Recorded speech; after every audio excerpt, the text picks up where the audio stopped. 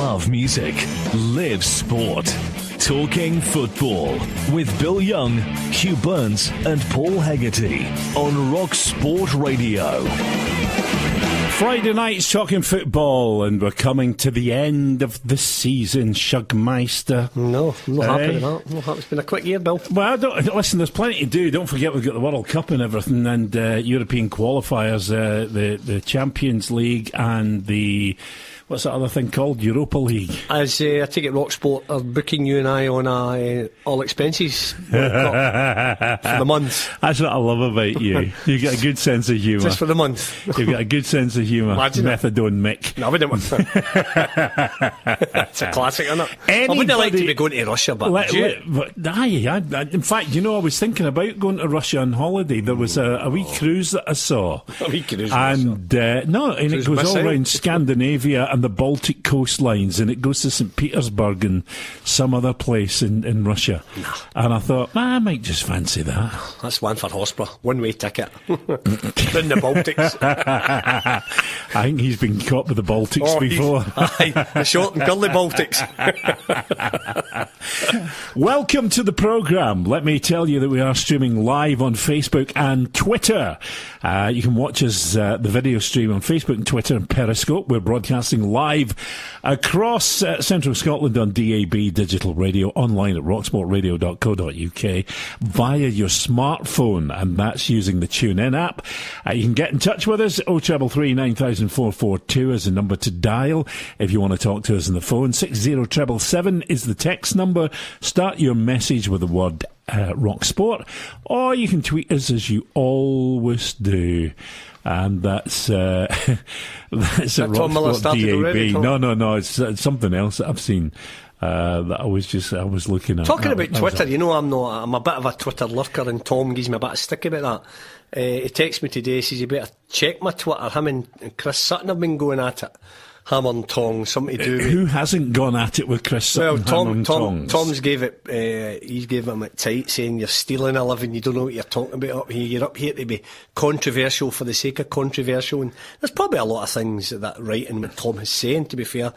Chris Sutton, you know, he speaks his mind. Sometimes, you know, he goes over the top a little bit, but he's getting work off BT, and he'll be getting plenty of cash for doing it, so...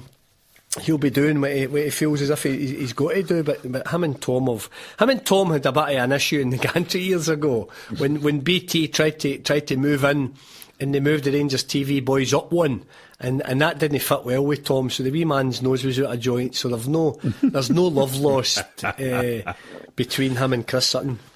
So they're at it now. There's a Twitter war. There's a Twitter war happening as we speak. As we speak. Well, I know who I'm backing. Yeah, well, there's only one winner, you know. He's knee high to a grasshopper, but he's got a heart of a lion. I know who I'm backing. He's up for it. He's up for the battle. Yes. He's got a battle fever. He's got the battle fever. He's got the battle face on. He phoned me this afternoon to talk to me about something. He never mentioned that, though. Yeah, he's on. It's on Twitter. Let's talk, because it's that time of the season ahead of getting Hegs on with us at 6:30 to look ahead to the fixtures. Let's talk transfer news. A couple of big ones. Kieran Tierney, 20 million to Bournemouth, potentially. And Spurs supposedly with an interest in him as well. Mm-hmm. One of the things we were talking about, Tom and I, was the Tierney transfer, and a lot of people saying Bournemouth, he could do better than that, But of course, there's a wee sneaky one in there. Mm-hmm. European head scout for Bournemouth. Yeah, Birchie. Yeah, wee connection. I think the way I would look at that one is, you know, Andy Robertson obviously, you know, proved to a lot of people that grassroots football, sometimes you can get a wee break from it and you work hard enough and you get that move, and, you know, he progresses from Queen's Park to Dundee United, and you're then saying maybe not the most fashionable club, Hull City, but the fact that Hull were in the Premier League, I think, when he got there, then has got his big move. So the fact that Kieran Tierney is playing with a massive football club right now, I honestly don't think that Kieran Tierney would leave Celtic to go to Bournemouth, Bill. Not to play in the Premiership? No, I don't think so. I think Kieran Tierney could surprise a lot of people here and be wanting to just be sitting tight. Now, Kieran Tierney will become a multi-millionaire being a Celtic, I was going to say a Rangers player, Celtic player. Wishful thinking in your part. For the next, what age is he, kid? 21, 22? Yeah. So he could play at least, say 30. And he's been in the team for a couple of years. So you think of the contracts that he's going to get, the endorsements, Scotland caps. I don't think Kieran Tierney wants to play anybody else. Think about the Celtic business model. I think Kieran Tierney would look at a move, obviously now not to Liverpool because they've got Andy Robertson. I think Man United has got to come in it because I think he's a better player than Luke Shaw, and they are struggling at left back anyway. Yeah, they have been for a while. And Mourinho, I think Kieran Tierney right now is good enough to go and play in the Man United team at left back. I think he's good enough to go and play in the Arsenal team. Chelsea, I'm not too sure about Chelsea at left back. Or you're looking at, I don't know, it would need to be one of the big four. Man City, obviously, I don't think it would be maybe a step too big. But I think it would need to be a real big Champions League team just to lure him away. We're talking about a guy here who is no shy at saying that he's a Celtic supporter. You just need to watch him when he's not playing. He's in there with the Hoops fans, and you don't get a lot of that nowadays, Bill. Is he a £20 million player? Well, when you see what they're moving about for, Bill, you know, it's very, that isn't a lot of money. It's hard to. I think it's Premiership terms. I think it's hard to value a Scottish player. It would be different if he's doing the business in England, Bill, and valuing him at his true money. But at 20 million for a Scottish fullback that isn't really coming up against, I would say, top-notch quality wingers every week, let's be honest. I think if he's doing it, and Andy Robertson has proved that he can do it in the Premier League, he can do it in the Champions League, and that's why his stock's rising. Kieran Tierney's still got to go down there and prove himself that he's good enough to play in that level. But technically, you would say, as Andy maybe got that wee bit more craft about him in the final third? I think he has. I don't think he has. I think Kieran Tierney's got more craft than Andy Robertson. I think Andy Robertson, if they were playing me a four across the middle, with his ability to go forward onto the opposing right back, would create more problems than Kieran Tierney. I think Tierney's a fantastic player, but I think Robertson's at a different level. Let me tell you why I disagree with you, and it doesn't make me right and you wrong, but let me tell you why I disagree with you on this one particularly. Thanks, Michael. And that is, I think Andy Robertson is a better runner, out-and-out runner, where he can hit the ball ahead of him, chase it and keep going.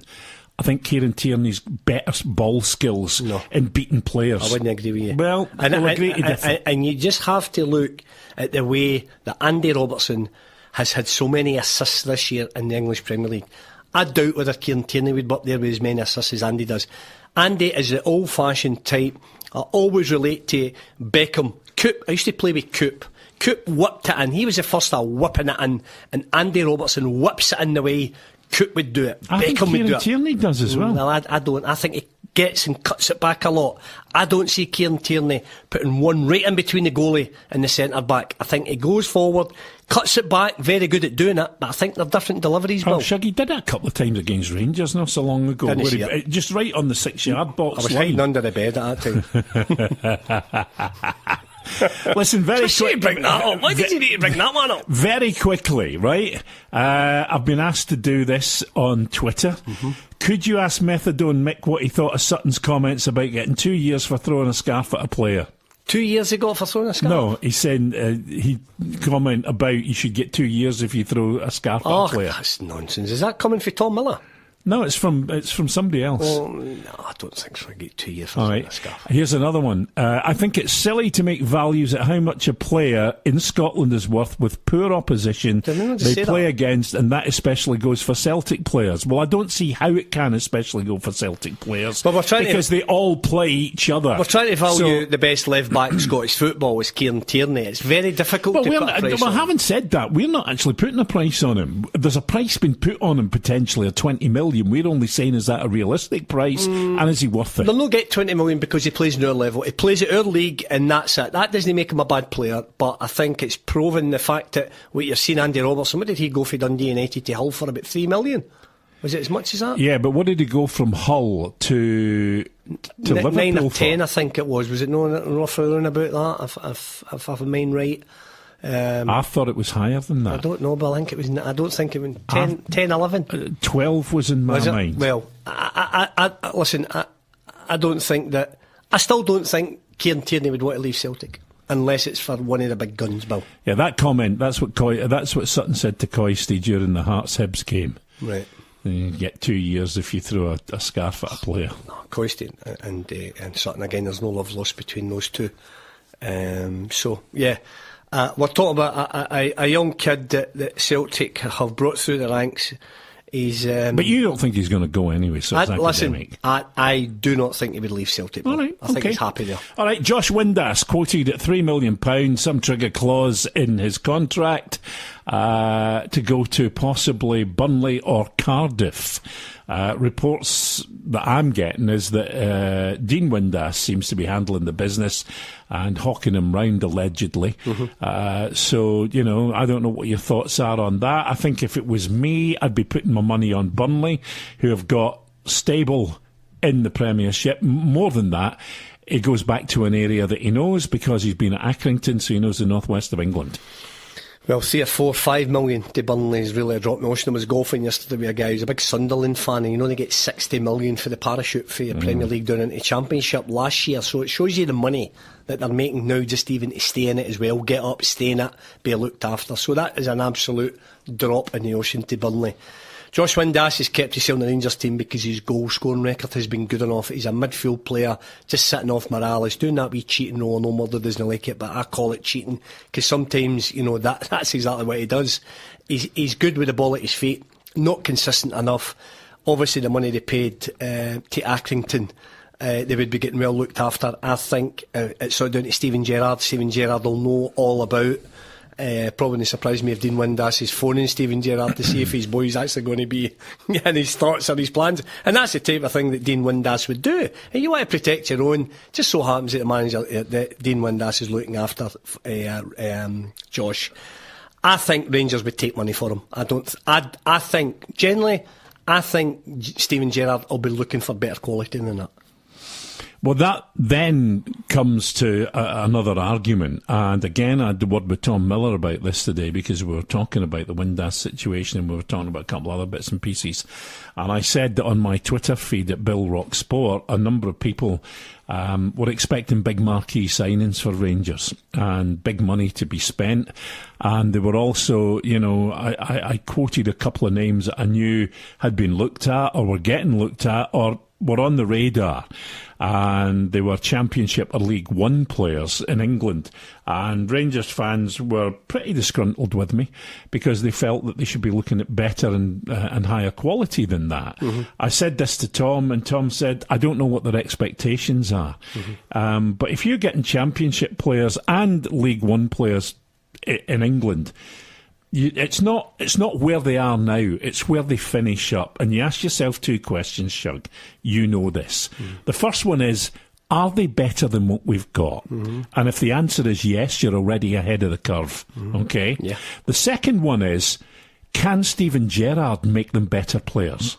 Now, that's something which is an unknown. None of us can comment on that one because we don't know.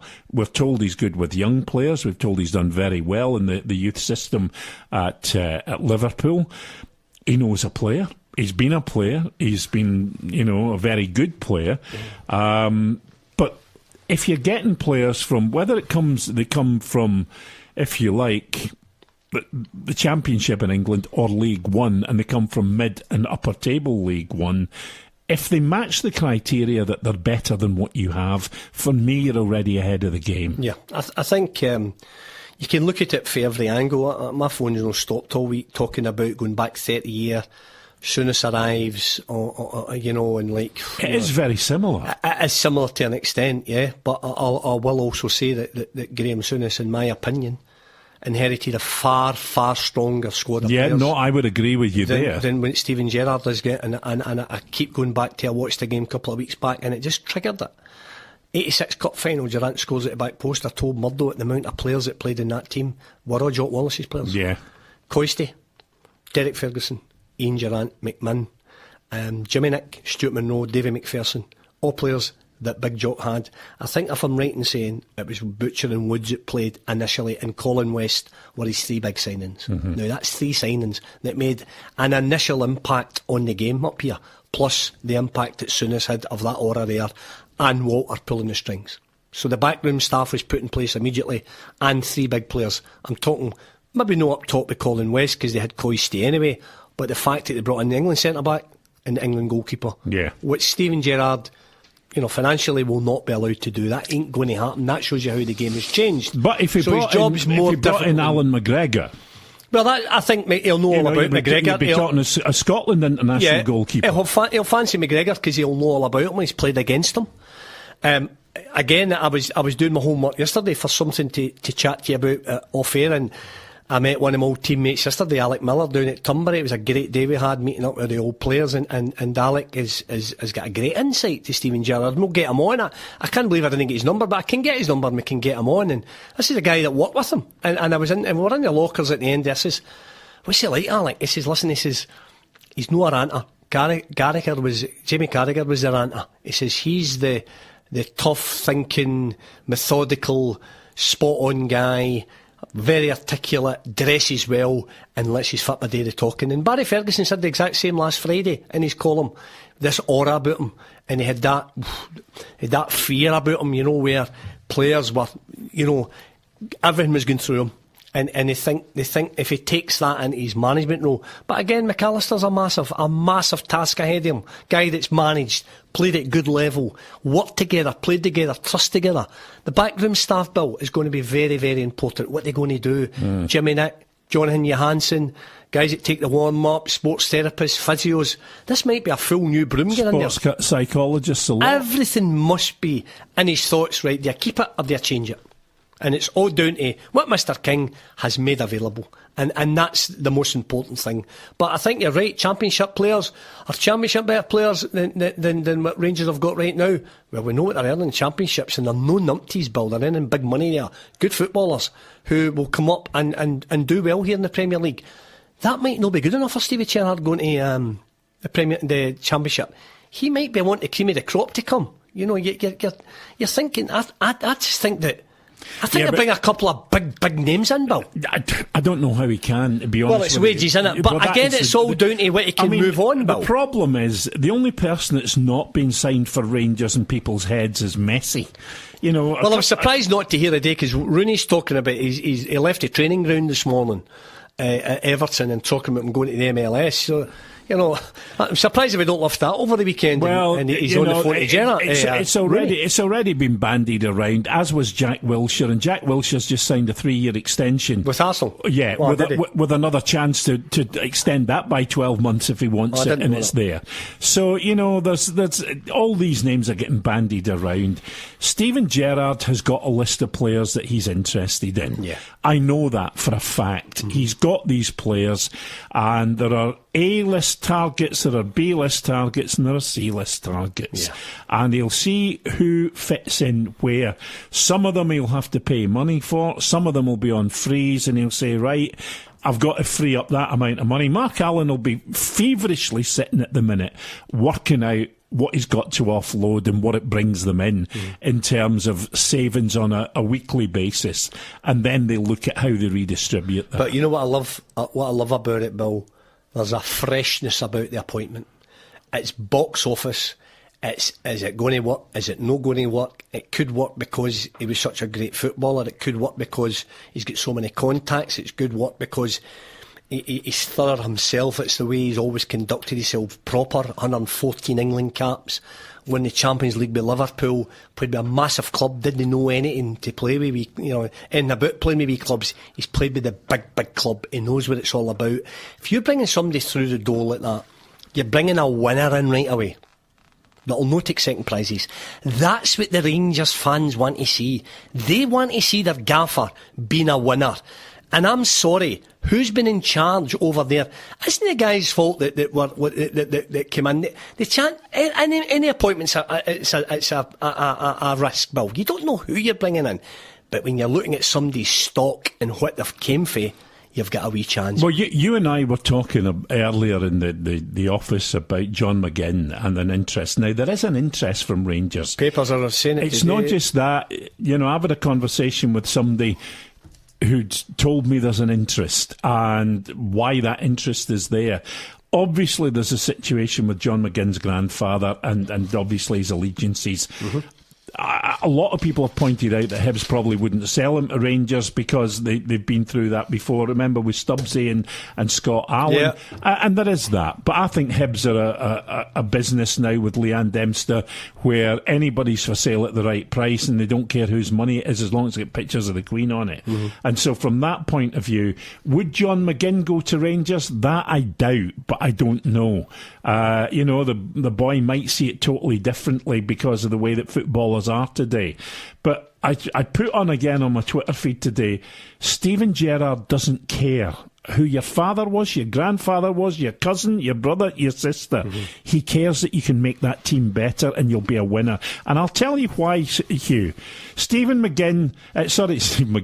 Gerrard isn't of the religious persuasion that would take him to Cardinal Heenan RC High School in Liverpool. But that's where he went, and he went there because of the footballing reputation, and his primary school teacher's husband was a PE teacher there. So the choice was made by Steven Gerrard to be good at football. He would go to that school. Yeah. And that tells you about the new manager at Rangers. He doesn't care. He cares about winning. Well, where my background's from, and I've got loads and loads and loads of friends that are all Celtic fans, and we have the banter and what have you. But the day that Graham Souness signed Maurice Johnson, see the sectarian thing, it was put to rest. Yes, you've still got the small minority. It's the west of Scotland. It's same in the Celtic side. But now you're talking about bringing in footballers. Now, I think, as we said off air earlier, I think it'd be down to John McMahon, to come and play. It's up to him if he wants to come and play. Now, we're reading here, Stevie G eyes up a McGinn swoop. So the papers have got a sniff of that right away. But you're right. He's looking at his ability. Know where his grandfather's been, know what school he went to, nothing at all to do with that. This boy has got ability, and it would be great if we could fend off English clubs to keep this kid in the Scottish Premier. And I think he would be welcomed with open arms. I absolutely agree, and I think the real Rangers fans want to win trophies and they want to see the club back where they think it belongs. Rangers fans Steven Gerrard. Rangers fans will never, ever see a player coming to their club who, was as big, allegedly, a Celtic fan than Maurice Johnson. It was at Celtic Park the week before with Billy McNeil and his wife with a Celtic top on, and became a Rangers player the following week because the deal was right with Bill McMurdo and Graham Souness. So there you go. And that's that. And then he scores against Celtic in an Old Firm game. That was it. Dead in the wool. They'll sing their songs, they'll do their stuff, both of them. But listen, it doesn't matter what you are. If you score for either Rangers or Celtic, you're in their hearts, Bill. Bottom line. All right, let's take a quick break. We'll come back. We'll talk more football across Central Scotland on DAB, digital radio, online at rocksportradio.co.uk and via your smartphone. There are some things in life you treasure forever and take great pride in, as well as being a potential investment. Bob Harper is Scotland's premier rock culture artist, creating original and stunning portraits of true rock icons. From Bowie to Blondie and Presley to Prince, Bob's paintings are displayed in private collections around the world and remain unique in both style and technique, with each portrait featuring song lyrics by the musician. To see Bob's work, visit rocksportradio.co.uk, and there's free shipping for all orders for RockSport Radio listeners. Bob Harper Art, in association with RockSport Radio, painting the world's favourite rock icons. Well, that was an interesting game, don't you think? It certainly was, and I really didn't think it would go that far. It did seem a little risky to me. Exactly. Who would wear that out in public? Boggles the mind, Jim. Maybe that team should have gone to Only Sport. Get your kits for every club, in every league, from juniors to schools to college. With a massive range of quality kits, with great value, flexible service and extremely qualified staff. Only Sports in Hillington, your team partner. See onlysportltd.co.uk. Thinking of a holiday? Well, this year, swap Largs for Lanzarote, Cardonald for California, or even Oban for Osaka. Go where you want to go. Our travel insurance could cover anyone up to 99 years old, even if you have a pre-existing medical condition. Call 01592 85 83 86 or visit ourtravelinsurance.co.uk. Insure Direct, helping make memories. It's predictable, but unfortunately, utility costs will probably go up. That means taking more money out of your business. Annoying, right? Well, Utility Alliance could help manage your business energy needs and control your costs. Your costs might even go down. Build a more sustainable and energy-efficient business and drive down your operational costs. Call Utility Alliance on 0131 202 5467 and ask the business energy experts. Love music, live sport. Talking Football with Bill Young, Hugh Burns and Paul Hegarty on RockSport Radio. Okay, we are talking football. Paul Hegarty will join us very shortly on the programme. I know. Big Hegs, I know. Listen, I'm interested to hear what he has to say because obviously the game's on tonight. We had Hoppy on the show the other night. Wait a minute, you give me stick for buying names and what have you. This to the listeners is David Hopkin. David Hopkin. I couldn't get the name right myself. Livingston, and I got a bit of stick, and you've brought me up about that. So come on, get it right. All right, that's fair. Listeners wouldn't know who Hoppy is. That's fair. Tell me out there who Hoppy was, not to think about. Who's Hoppy? No, that was because you were having one of your moments. No, I wasn't. But so listen, let our listeners know. It's David Start Hopkin. with your nonsense methadone mix. Livingston. I've none to do with methadone mix. You've got his Wallies as well. No, I've not got his Wallies. Mine's are specially made. Mine's are perfect. Mine's are bought. So were his, but just no for him. No, his came out. Mine's Disney. Mine's are screwed in. Right, so David Hopkin, we had him on the other night. Yes, and how was he, all right? He was very good, very positive, and looking forward to tonight. Realised it was only half time, and there was a lot of work to be done. But you know what? How many times has Heggs said that if you bully United, you've got a chance. You've got a chance. Yeah, I've got to say, 2-1 down, and they've come back and won the game 3-2. I couldn't believe it, because I heard Alan Even Preston. the listeners know who Hoppy is. Ha ha ha. Oh, who was that? Who's that? Smart Alec? I can't tell you. Oh, I can't tell you. You'd get it anyway. Car park, 8 o'clock. Alan Preston had said, what a great first half, 2-1 up United at half time, and to be losing 3-2. Still half time, they're 1-0 down, no away goals or what have you, I don't think. I'm not saying in the playoffs. No. So, 1-0 goes to extra time, and they've got the chance of maybe probably looking like Thistle in the playoffs. So, they're still in it, Bill. It's half time, mate, as we say. Yeah, that's what David said the other night when he was on. Oh, it's David now, okay. Well, I'm just right, okay. Dave. I'm trying to be fair with you. David. You were the one that drew everybody's attention to the fact that I used the nickname. And who was I using his nicknames? We had wee Youngie on the other night. Was Youngie on, was he? Yeah. Good old young meister. So I actually put him on the spot. I said, "You want to come in and do a couple of shifts during the World Cup, because I want to kind of mess it up a wee bit and kind of switch it round." He said, "I'd be over the moon too." So we'll get Gordon. He'll be on for 4 hours that night. Because he'll need 4 hours. Aye. I told you I've just started playing at Bonnet, and I turned him up last week as a guest. And for 4 hours. That's 4 nice. Hours. That's nice. I pay your wages, but he goes as a guest with you. My ears were ringing, unbelievable. And he took a $5 off me and I'll be bandit. So anyway, good fun. But he's a good lad. That we got to look forward to getting. All right, let's bring in our very good friend, Paul. How are you? Good evening, Bill. Good evening, Hugh. I'm fine, thank you. Yourself? Good evening, Paul. We're just talking about you. We're full of beans because obviously we're the first match we're going to preview tonight is. Oh no! There you go. Oh no! Stop! He's away. Your old club in action. First of all, what do you make of the first leg? Well, I just sat down from the hospitality into the stand, and we were 1-0 down. And within 90 seconds, it was 1-1. You're saying, well, this is going to be some spectacle tonight. And then after that, even the sell-out guys for about 15 minutes, and then Dundee United started to get the upper hand. And it was only midway through the second half that you could see the tide turning a wee bit. In my opinion, guys, I don't know why everyone wants to play football at the back. They want to play pass. Now, it's all right if you're 3 or 4-0 up and you've got quality players, Dundee United are playing football at the back, lose a goal, 2-2, and there was only going to be one winner after that. The team that was hungry, who was more determined, and it was Livingston. Now, I know you're going to ask me the question, is United going to get through? Well, I really don't know, guys, because I don't know what team is going to turn up for Dundee United. Livingston, to me, obviously, have got all the advantages, home game, one goal up, but I think it's going to be very, very tight. And as I say, I really don't know what Dundee United are going to turn up tonight, team-wise, because they have been like that all season, and I've said that. And yes, I want Dundee United to get into the Premiership, allied with having to play possibly Partick Thistle next week or whatever.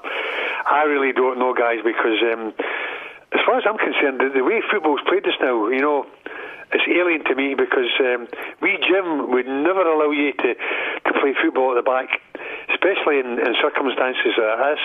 And as I say, we Jim didn't mind you playing football when you were 3-4-0 up against opposition. Paul, Hugh and I have a difference of opinion on this one, and I don't mean this derogatory to players who are great players like yourself, but as far as I'm concerned, when you're back there, especially centre-backs, you're a stopper. You stop other people. You stop other people. Nothing wrong with people. Yeah, Bill. There's nothing wrong with people kicking the ball out the park or Rosehead and then have an argument later on, because you see too many games in the English Premiership. They don't want to play football at the back. They don't want to play like Barcelona and Real Madrid. You look at like the Sergio Ramos, right? Wonderful player, but many times does he get booked or sent off? All the time. And I say to myself, well, first and foremost, defenders defend, allow midfielders and strikers to create and score goals. The easy thing for me, guys, is the defence. It's like building a house, guys. It takes 6 months to build a house, right? It takes 6 minutes to knock down a house. Defenders are the same. Got to make sure it's solid foundations. Allow the midfielders and strikers to do things, and see if somebody's better in the team than you in doing something. Great. Everyone play to their strengths. Didn't ask me to take people on, 1v1 and beat a man and cross balls into the box, because I was too good at that. All I could do was defend correctly and make sure that you kept it nice and solid at the back, along with Gough, Malpas and Davy Neri. And then after that, you took your chances with the Bannons, the Milnes, the Sturrocks and the Davy Dodds. That's what you did. The Bannons and that. Hugh might disagree with me, but I just think football nowadays is so complicated, it's boring to say the least, and you can shoot me down in flames, guys, but it's pass. See that? Forget about that to me. Well, to be fair, Bill, what I'm thinking about when Dundee United played and players, they were like Subbuteo players, weren't they? You just had, a wee tap in their head.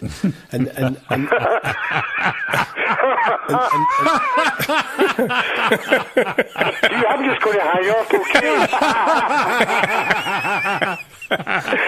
Big Subbuteo centre-half, wasn't he? You know what I mean? I never in a million years did I think you were a hoofer up the park. You always played the way you could play. Yeah, maybe certainly not technically, gifted. Not gifted. No, you were. You know what I'm saying. Sometimes, I'm reading about Mosney here and the difference he's made at Dundee United. I'm interested to think what actually the fans up there on a game like that the other night there. What is the general opinion and feeling of the fans now? They're hard to please at the best of times. You know what they're like, up there, and they when they see their team winning, they'll always look at themselves as a Premier League club. 3-2 at home to Livingston, the team they're expected to beat. It's sad when the other team's hungrier, Paul. You know what I mean? Hugh, I don't see it that way, because see United at present, they're very fragile, right. And everyone's saying, but they're a Premiership team. How many teams have been in the Premiership and went to the Championship, Hugh, and failed to return? Mm-hmm. There's been loads of clubs, and Dundee United could easily be that club, and it might take them a few years to get back into the Premiership, because at this moment in time, they are fragile. They talk about Mosney playing right. I think he's a very good footballer, but he always gives a striker an opportunity to score a goal. Yeah, it's like Big Effie Ambrose. He's the same. You said that for a long time about Mosney. I was never keen on Mosney when he was at Rangers. I think, to be fair, the jersey was too big for him. I don't think he was good enough to play at Rangers. Obviously, I think he's obviously smartened himself up a little bit and came back probably a better player. Still young enough to kick on again maybe found his level. Certainly I don't think he was good enough to play at Ibrox at that particular time. But I see he's talking about getting a World Cup call-up as well, so he's obviously doing enough. I think it's Turkey, you know, in the eyes of the Turkish manager, to get that wee boost of going to the World Cup. But really that's the only good news that is coming out of Tannadice right now. The centre-back's playing well enough, he's got a call-up, so obviously he's been doing something right. But it's a lot of them underachieving. Heg's on good money as well, a few big guns in there. And that's the bottom line. When players underachieve, results don't lie. Hugh, you're 100% correct, and the thing is, United, right, everyone's expecting them to go up. Well, at this moment in time, the way they've been playing, I'm not so sure, and the fans are really upset because, I can imagine it. Not just because of what happened there the other night, but really overall throughout the season. I personally feel, and you've said it, they're underachieving, and that's what they are. They're underachieving, and they're shortchanging the public, and that is the Dundee United fans. Yeah, absolutely. I've got to say, I mean, how many times do you say, and you've already said it once tonight, the league doesn't lie? For if you stick to that premise, for people to turn around and say, oh, they're the Premiership club. Premiership clubs are in the Premiership. Championship clubs are in the Championship. And Dundee United at the minute are a Championship club. No, I was saying they're a Premier League club, maybe with a championship team. You know, you can add that up, though. Yeah, no, I would agree with that. I can see where you're coming from. You know, the with structure that. and infrastructure of Dundee United are far bigger than Partick Thistle, I think. Ross County, you know, Hamilton, maybe even Dundee, obviously, and even St Johnstone. There are teams that, as a club, Dundee United will always look to be better than them, and they are. But you know, technically, it's your guys that go out and represent your club that put you in the position that you're in. And you will say the right thing. You know, the way they're structured, you know, and like I said, you know, they are a Premiership team, but at this moment in time, they aren't. They're a Championship team, and the sooner they realise that, the better, because if they don't get their house in order, it could be another season in the Championship, and then after that you really don't know what happens, because I don't know what it's like down in the West, but there's no any sugar daddies up here willing to spend a right few bob in football, and the way Dundee United are going at the moment is poor. And didn't get me wrong, I'm a Dundee United fan and obviously ex-player through and through, but at this moment in time I don't see anything that's going to line up my night and saying, by the way, we could have a chance against Partick Thistle next week, because I don't see that. I really don't see that. And the way that United played the other night, they played excellent for an hour. The game last 90 minutes, and the team that was the hungriest when it got to 2-2, and the will to win, and their attitude, and just what you were saying, Hugh, on numerous occasions, rolled his sleeves up and all this, there was only one team, and it wasn't Dundee United, it was Livingston. I think when you're talking, Bill, even and getting relegated for the Premier League club, now, if that infrastructure's not right, where you don't have that pot of gold to bounce back instantly, you could be lost to the the Premier League for a while. I agree. You know, and that, I think if you do get relegated for the Premier League and there is a few quid to spend, you could possibly buy your way back up. I think if you had really, you went out and you say Dundee United, Dundee United were relegated last year and they came down. You know, if they went out and bought really four Premier League players, real top players, they would have bounced back. I'm pretty sure they would have got them over the line again to get them up and reinvest again. But when that reinvestment's not there, and the topsy-turvy of the chairman staying, chairman's going, new chairman's in, Luggy appears, Ford manager, and players, for me, no playing for Shaba Laszlo. I think they were playing more for Ray McKinnon, and I think they should have stuck to that. And again, it's people making decisions, and sometimes obviously the buck stops at the player, at the manager, then the players, and the chairman. He's one's off to Australia. Let me ask you a question, both of you. I mean, when you look at it now, bearing in mind that it's been a struggle for Dundee United to get out of the Championship. In fact, let's be honest, guys, 5 weeks ago, none of the three of us were even fancying them getting into the playoffs. Mm-hmm. Now, if they don't go up this season, what standard of player did Dundee United attract realistically for their efforts of getting back into the Premiership? Well, it's all about... They'll attract mediocrity. That's what they'll do. Because obviously, you know, the people coming through the gate will not be the same. The season tickets will not be the same, Bill. So obviously, the financial side of it will not be the same. So really, what you do is get players that are ordinary players, and players, just what Hugh was saying, that you need to get them out of this predicament and this problem that is at the present time. You know, and the thing about it, Paul, as well, see, when you actually think about it, you know, you maybe take Celtic out it. There's nobody spending money, Bill. There's no money, you know, even in the Premier League in Scotland. No, but reputations can bring players to clubs. Yeah, I know, but what I'm saying is, money is sparse in the game. I agree with you, but way. Reputations can bring players to clubs, and Dundee United's reputation as it stands just now is greatly tarnished. For me, you know, they missed the boat with Remy McKinnon and appointing Shabba Laszlo. We've said that for weeks. I've said that to Heggs loads of times, that I don't think that guy's getting the best out of that squad. I genuinely do not think. I don't see how that guy was qualified enough to get the Dundee United job. Been out the game for a while, never been coaching at Hearts, won the Cup with Hearts, I believe. Did he win the Cup with Hearts, or was it another form manager? He did, yeah. Right, you know, why did Hearts get rid of him? Hearts get rid of him. You know, Dundee United will want to be up there punching with Hearts. Hearts get rid of him. He's out the game for a while, not in the game, and he gets a job at Dundee United. I don't understand how that comes to fruition. It doesn't stack for me. I'm going to make a statement, right, and it might not be the right statement, but this is how I feel, right? See, at this moment in time, see, if you want to be a footballer, this is the exact time to be a footballer, because you get paid good money for mediocrity. Yeah. This is a worse time for any manager to be a manager, because you know what? If you don't do the business, you're out. But the players are bulletproof, and that's how I feel at this moment in time. This is an opportunity for players to make good money at any club, to be a footballer. See, to be a manager at this moment in time, 2 or 3 bad results, or get rid of the manager, and what happens? The players stay. And I'm not just talking about Dundee United, I'm talking about overall, because until there's a shift, the manager ruled the roost, likes of what we had in the past. And I don't want to go back to the past that we had, but you're looking for a happy medium from both sides, whether it's the management or from the football side. That's how I feel. And I feel, I had a guy not so long ago, not berating me, but really upset. He was a United supporter, really upset, and he was a very nice gentleman. And he was really upset with the way that Dundee United players were going through the motions in a game which happened. It was the Morton game. Morton 3, Dundee United 0 at Tannadice. He was really upset. And see what he said, Hugh.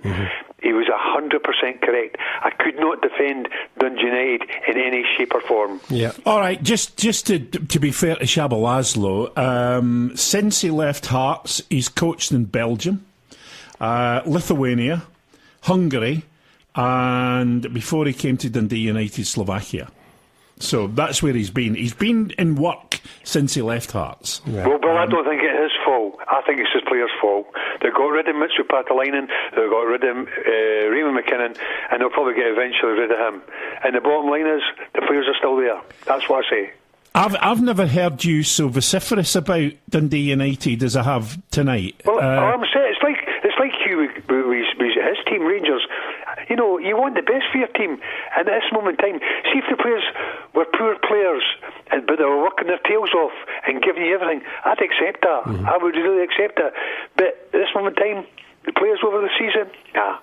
I've been to all the home games, and there's only maybe 4 or 5 games I've come away from Tannadice saying, by the way, the boys put a shift in the night, the boys deserve their 3 points. And that, to me, is nothing short of ridiculous, because if you ask Hugh Burns about Glasgow Rangers, he's Rangers through and through. I'm the same with United. I want the best for my club, but at this moment in time, I think we've got to tell the truth.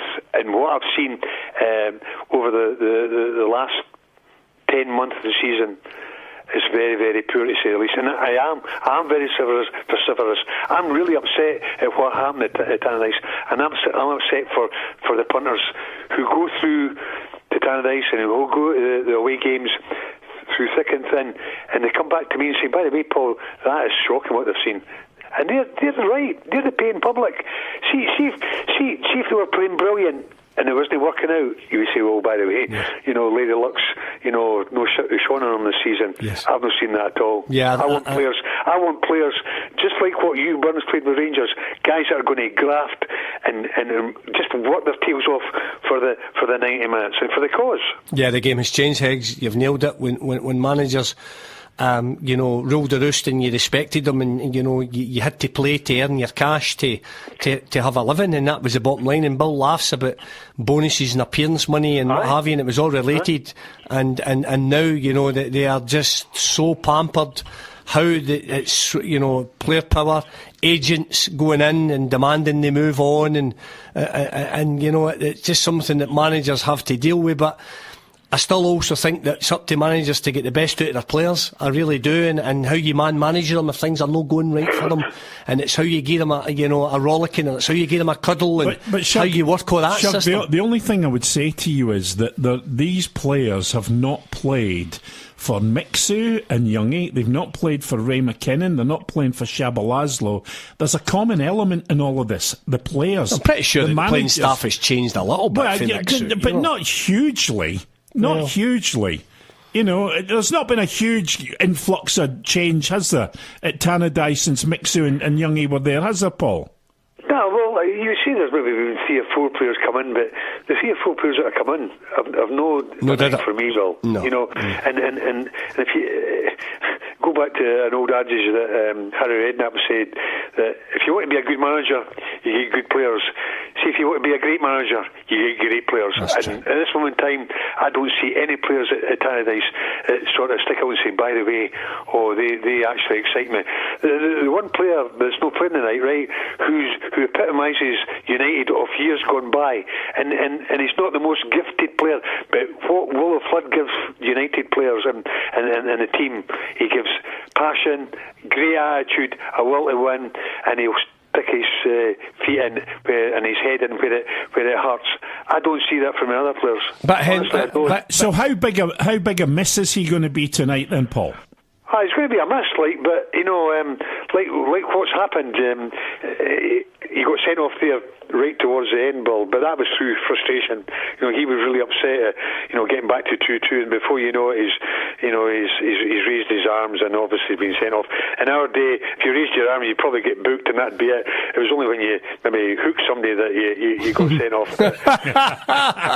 It's the game. I feel so upset for the punters coming through the turnstiles, and I'm not just talking about United fans.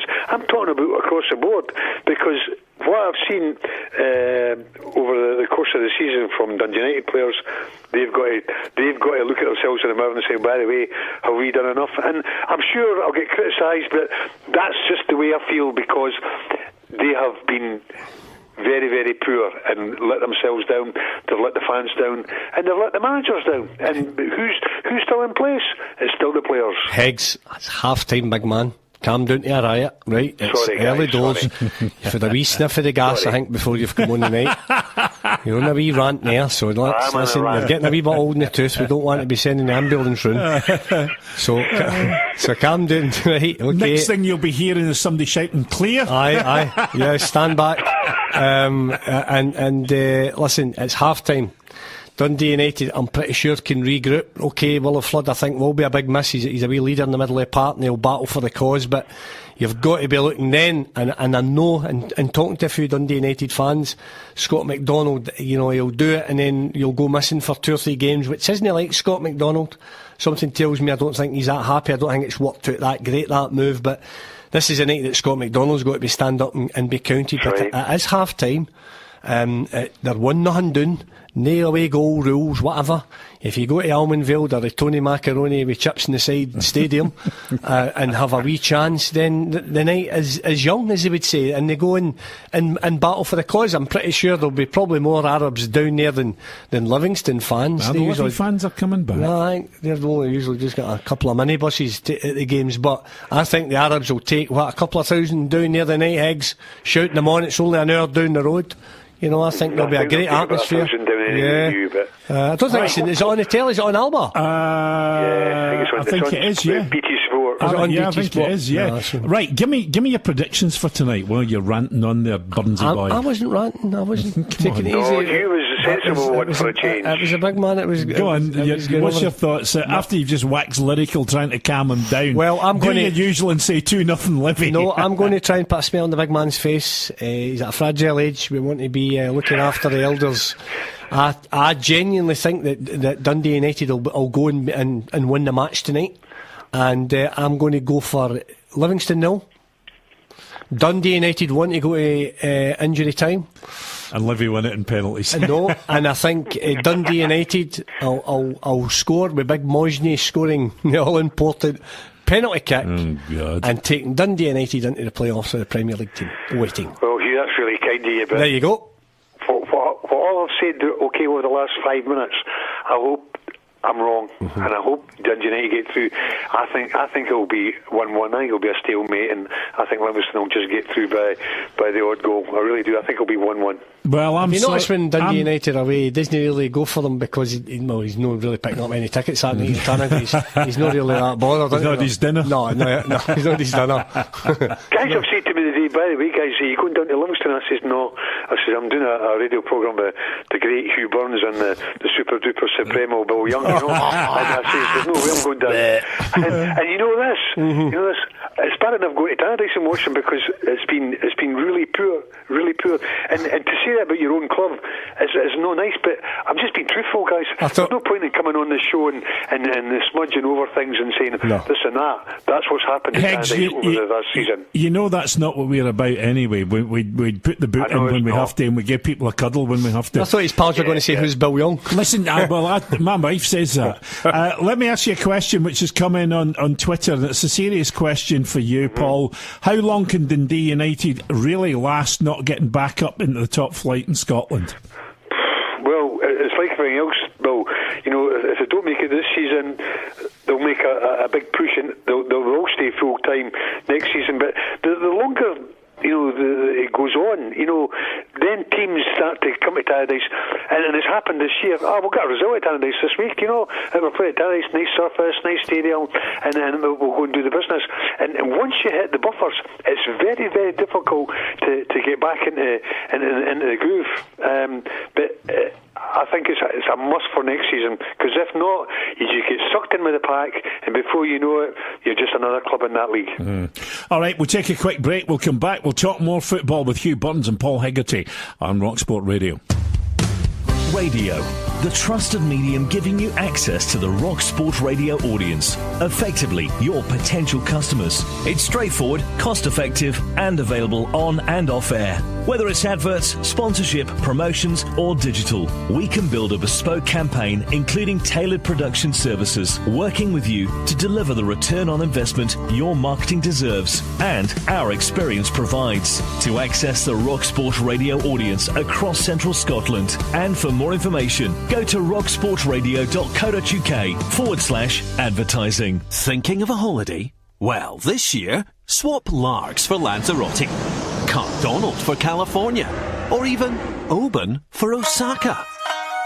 Go where you want to go. Our travel insurance could cover anyone up to 99 years old, even if you have a pre-existing medical condition. Call 01592 85 83 86 or visit ourtravelinsurance.co.uk. Insure Direct, helping make memories. It's predictable, but unfortunately, utility costs will probably go up. That means taking more money out of your business. Annoying, right? Well, Utility Alliance could help manage your business energy needs and control your costs. Your costs might even go down.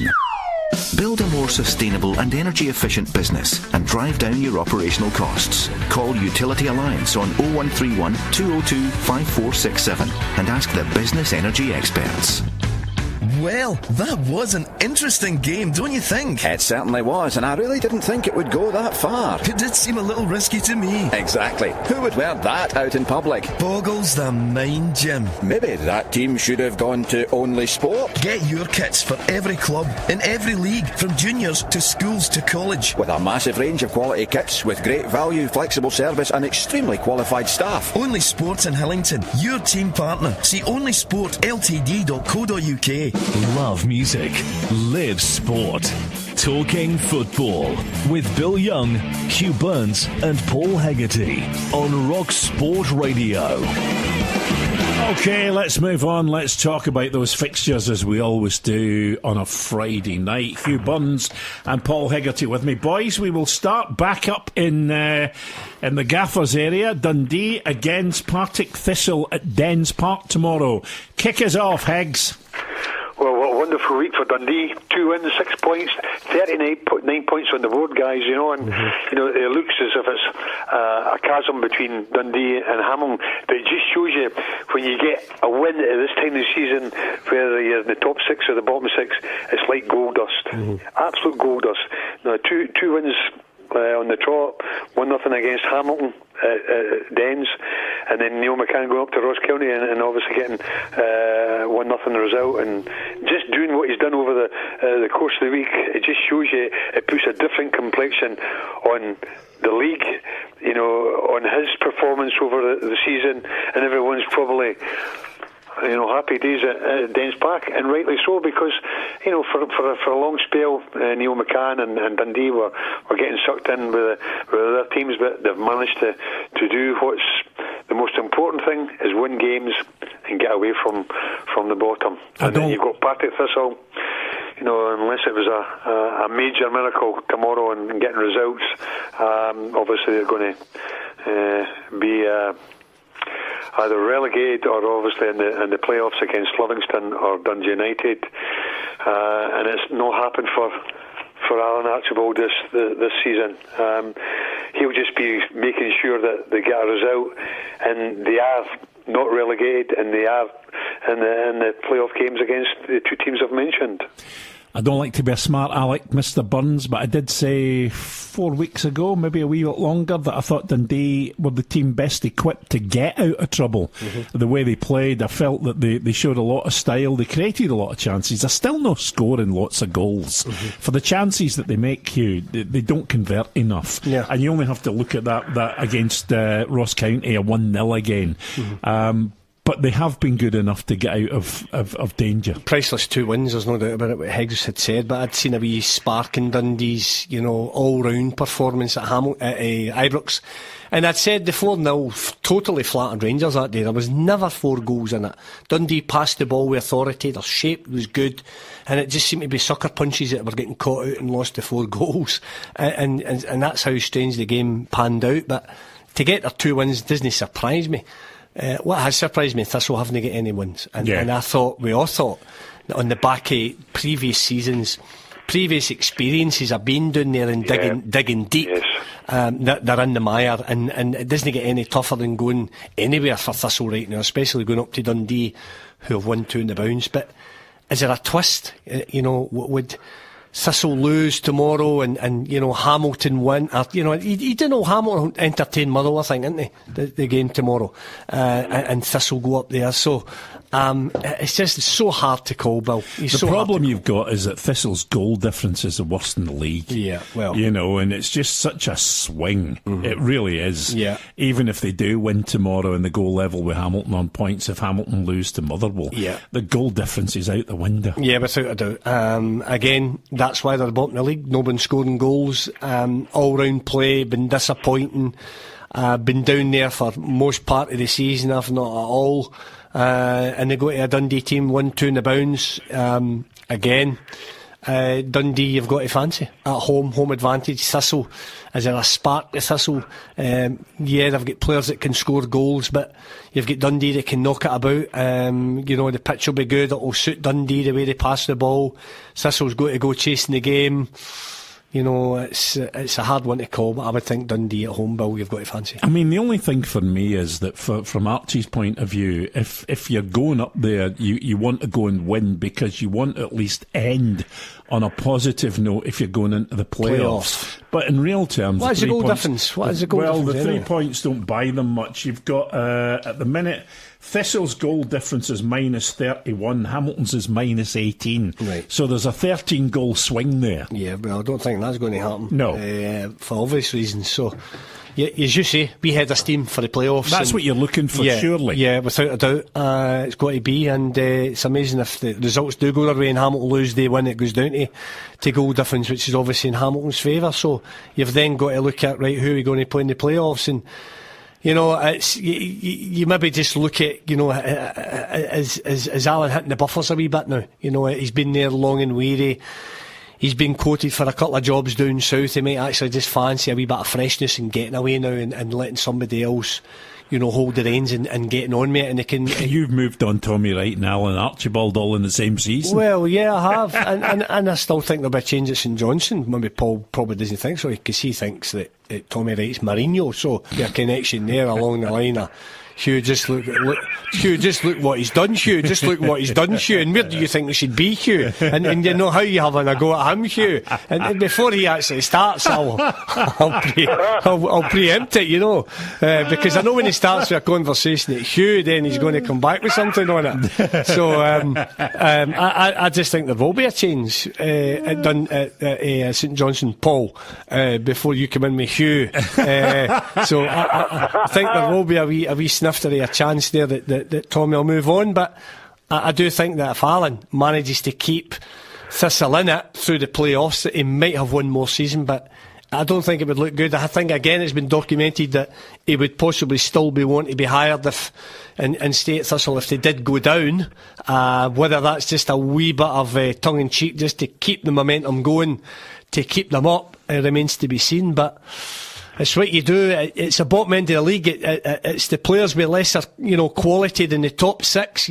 Then you can throw a blanket over the bottom six. At least at the top, you're getting that bit better quality, and it might be easier to call. But down there, you're talking bottom six. That's what you've got. It's hard to call as a pundit, as an ex-player. Predictions are very difficult. I've got a spanner of works because Partick Thistle can't afford to lose tomorrow, just in case Ross County win. Because if Ross County win, it could easily be, Yeah, that's right. That's right. That's why they've got. Jump over. That's why they've got to go and win. That's what. That is true. That's, they must get a draw at least. Yeah, they've got to get it and stay away and hopefully hit the playoffs, because come 4:45 tomorrow night, Ross County, it wouldn't be out the blue if Ross County get a result at St Johnstone, and the results go Ross County's way and they get into the playoffs. So yeah, you're right, Hicks. It's an interesting one, isn't it? Oh, absolutely. It's playoffs at the end of the season. It's edge of the seat stuff, and your players getting into the final game of the season.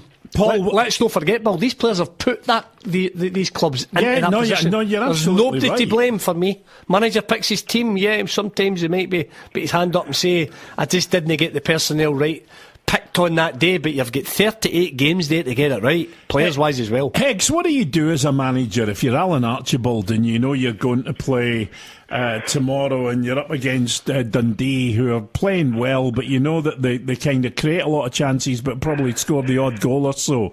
But you also know that if Ross County, who have got nothing to lose, go to McDermott Park, play out their skins and get a result, then you're down. What do you do tactically if you're Alan Archibald? Do you go in and... What I'm going to say to you is, right, like Dad's Army, don't panic. don't panic, Captain Manaway.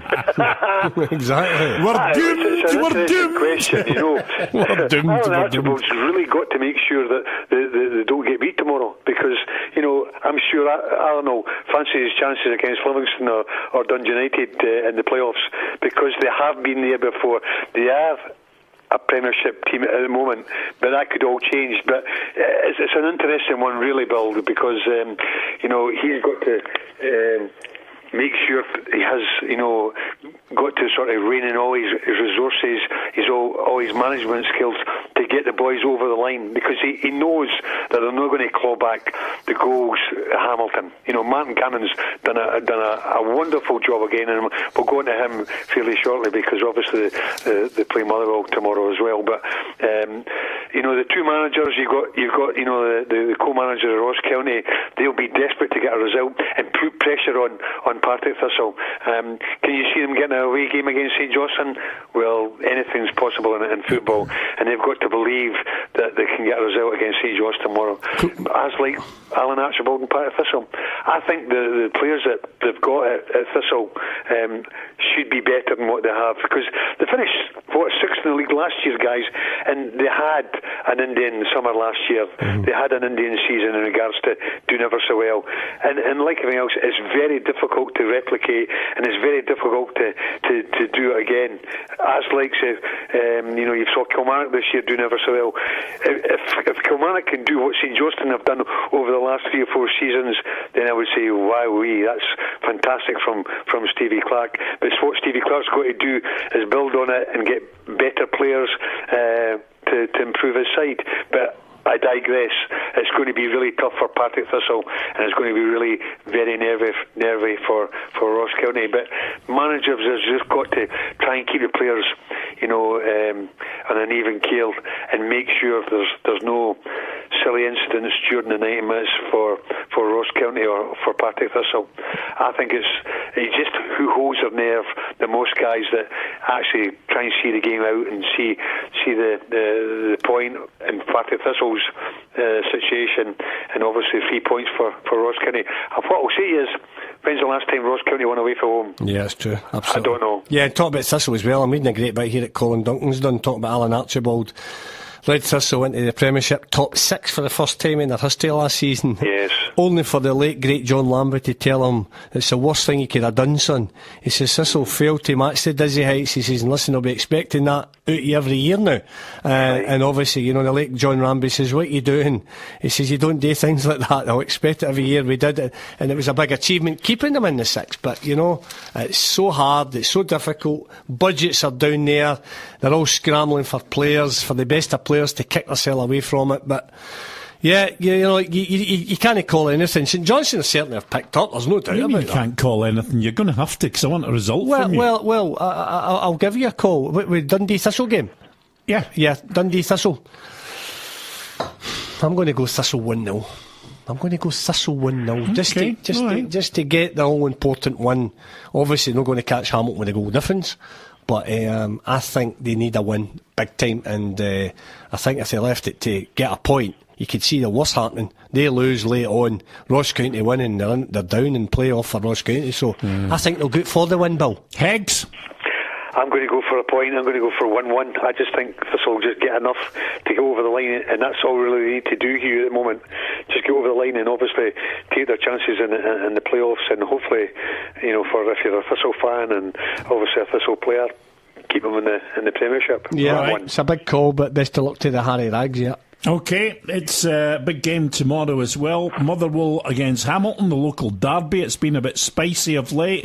I'm not sure how spicy this one will be. We had Keith Lasley on the other night, and I said to Keith, what do you do? Why do you got all these big players on and when I'm not on? You always say that to me. You get me the Ogan on a Friday night. You know what I mean? Is he just a direct debit you've set up, for... Is it just, you don't go in, you don't go for anybody else. You just, you give me Hegarty on a Friday night. Hey, you've got all the big names on. You know what I mean? A big standing order. I've got the big standing order on a Friday night. Don't mean it, Heggs. Love it, mate. I'm only kidding. You're actually, the most sensible three of tonight. I know. Yes, I'm very low key tonight. I've got a bit of a sore tummy. I've got a bit of a sore tummy. I've been for a bit of chicken, a bit of chicken stroganoff there at 6 o'clock, at 5 o'clock, and it's kind of gurgling a bit in here. What? No, don't. Please don't. So I'm just sitting here, and I know what I'll be doing in the mid-session interval. Put it that way. At half time, he'll not be sucking on an orange. So yeah, I'm just taking everything, and I'm enjoying the chat. I'm just sitting, taking everything in. So no, I was talking to Keith the other night, and I said, what do, you and Stephen Robinson? Do you protect players coming up to the cup final? You really want to be on a winning streak or a wee bit of a run? It's not been that way the last couple of games. Tomorrow's always a wee bit of a hefty one, being a local derby. Sure. It's a difficult decision to make. I mean, I don't know. What do you do? Well, obviously the goal difference, Hamilton are clear of St Johnstone. Thistle. So they've got that. So they could probably go and play with a Freeness tomorrow, and there's no many major drama there. So the fact that at 33, yeah, they're fine. So I think they'll probably just see Hamilton going out and enjoying the game tomorrow. And the fact that Motherwell as well, I've got to protect, there's no doubt about that. But you're still talking about a local derby. It's feisty. Takes a couple of tackles, get in early doors. There'll be a good crowd over from Motherwell. They have got to get better. They want to be taking far better form getting into Hampden. They don't want to be getting into Hampden losing games. But these players are good enough to win football matches, that there is no doubt. But they've not been they've made the cup final. But that's the point. You do want to have a wee bit of a winning run. Well, listen, the fact that they beat Thistle midweek, you should be looking to kick on. They won 1-0 at Partick during the week. Did. And get that all important win. So Hopefully Motherwell kind of do that, don't they? They hit a wee slump and then they go on a good wee run, slump run. That's the way. There's not a lot of consistency there. That's the problem with Motherwell season. But you're right, and that's why they've ended up in the bottom 6 rather than the top six. Definitely had a great run. Hit the cup final November time. Started the season really, really well. Then cup final, got a doing off Celtic. Christmas and New Year, January, February. They look like relegation, and then they've kicked on again. Hit a slump after hitting another cup final. The players just turn off. I think you've got to look at the players and go, they've really got to last their sail. We're not doing it constantly enough and continuing the good work. I don't think they can take good results into the next game, and I think that's what the manager will be working on. Heggs? I totally agree with you there, but what I'll say is that it was a coup and buster last week, a thumping, losing to St Johnstone 5-1. Unbelievable. Motherwell. You know what I mean? And we're talking about like St Johnstone, having a mediocre season, but there's like Tommy Wright. I will say, and I'm sticking up for Tommy because I really like him as a person. As a manager. We know. And they won 5-1 against Motherwell. Okay, I know Motherwell made 2 or 3 changes in that, but I'm sure Stephen Robinson will be really upset with losing there. You'd be happy with that. You'd be happy. He did a party last Saturday. Tommy Wright party had nothing. The Tommy Wright party the night blues. Anyway, none of us said the 5-1. It was a real coup and buster for anyway, Hugh. Yeah, it was so. And just what you're saying about a local derby, I think Hamilton will relax. I think, and I take my hat off to Martin Cannon for the number of players he lost during the season. I think it's been a Harry Houdini act on Martin Cannon's behalf. I think doing what he's done, surviving in another season in the Premier, I think he's done a wonderful job. Yeah, absolutely, because I think the axe was over his head with the players coming and going. Couldn't they buy a win, get a wee? Obviously, to their advantage, Thistle and Ross County, and we always just said we just need teams doing there to win 2 or 3 games, and it showed you what could happen when Dundee did that, when their couple of games got themselves clear. But Hamilton, Ross County, Thistle, who we thought had turned the corner for a short space of time as well, when Connor Salmon, was getting them out of hole, scoring goals, but. Thistle, I think, for me, were doomed the day they lost 2-1 at home to Dundee. I mean, they were 1 up against Dundee, 2 late goals. I think that was a knife in that day for them. That was terrible, that happening to them, and they've never really recovered for that, Bill. No, you're right. You're absolutely right. It was a terrible result for them. So I think the fact that Dundee had proved, and we'd said week in, week out, can't wait to the split, to play Marine level, to get 2 or 3 all-important wins. Dundee have got it. Hamilton have managed to just scramble out it on goal difference there, even if Thistle do win tomorrow. But you as well. It's really important for Stephen Robinson and Motherwell because they've got a cup final looming up, and they need to have a wee bit of form, and obviously, make sure that the players are tuned in. taking over. Yeah, absolutely. Yeah, you can't be too lethargic. I've said before. I remember. Rangers getting to the cup final against Hibs 2 or 3 seasons back, and then going on a short break and really not a lot of competitive stuff, and they didn't turn up at Hampden on the day. So and they were well fancied obviously the day Hibs beat them 2-1 with 2 late goals, and Rangers started lethargic. Andy Halliday scored, put them ahead, and the rest history. Hibs won the cup 2-1, and the same will apply to Motherwell, and they've got a bigger hurdle. They've got Celtic in that game, so they have got to go in there, win tomorrow, rest up, good to go. Hopefully no players getting any injuries. Still got to go out with a strong 11. That's how I think tomorrow. I would fancy Hamilton. I don't think Miller will put a real strong team out. I think got to be looking after your top 2, Bowman and Curtis Main. I think So you don't think the players will play tomorrow? I don't think so, Higgs. On a 4G before a cup final, you're taking a hell of a risk. No, they're at home. They're at Motherwell at home. Oh. Aye. That's why they're under risk, Bill. Oh, Hamilton. No, it's no. Aye, Motherwell at home, aye. Aye, that's a risk. I think I've got a risk. I think I'm taking a risk. I'm taking a risk getting your prediction. You know what the risk is? The risk is that Hamilton are going to get 3 points because they'll go to Fir Park, while New Douglas Park, you'll have the bus parked outside for Motherwell. I think Motherwell would have fancied their chances in the 4G now. So they did. Just let you know this show's live, guys. This show is live. It's not pre-recorded. We're going out live. Well, I'm glad you're there. You're too busy thinking about your chicken, whatever it was. No, I'm glad you're there tonight, big man. You saved my bacon there. No, you actually just threw me right into the lines, but anyway. I'm sitting thinking to myself, that's been some move that Motherwell have worked out, getting a new 4G laid before. I can't believe I didn't have that. So, Hugh, getting back to the original question, do you think they'll not play their strikers tomorrow? No, I don't think they'll play the two of them. I think. I think they should. Well, with the cup final coming up. Yeah, but Shug, on that Motherwell pitch. Surely you've got on a 4G at Motherwell. You got a 4G put in tonight. One of the best of pitches, Hegs, that. Motherwell's part's like a bowling green this season. Brilliant. They've done really well. Yeah, I think they'll play one of them. I think if Bowman start.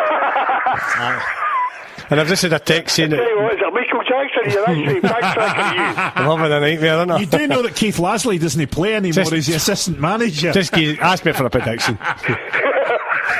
Ask me for a prediction and move on swiftly. What a shocker. What is your prediction? Nothing each. Nothing each.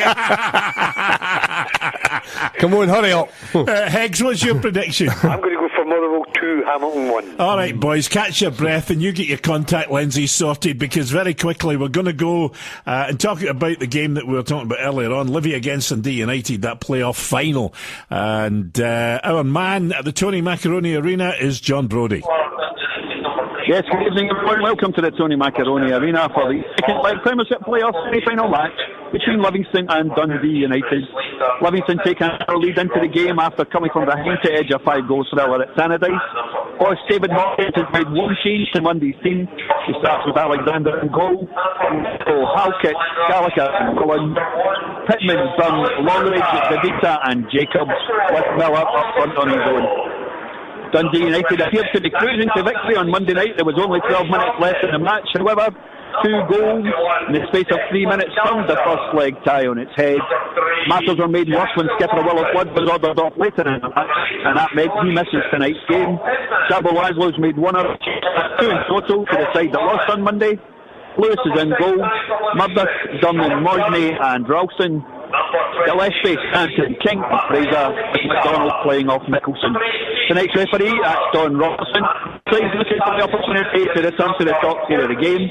Livingston have been outside the big league since 2006 and United since 2016, so the stakes are high for both teams.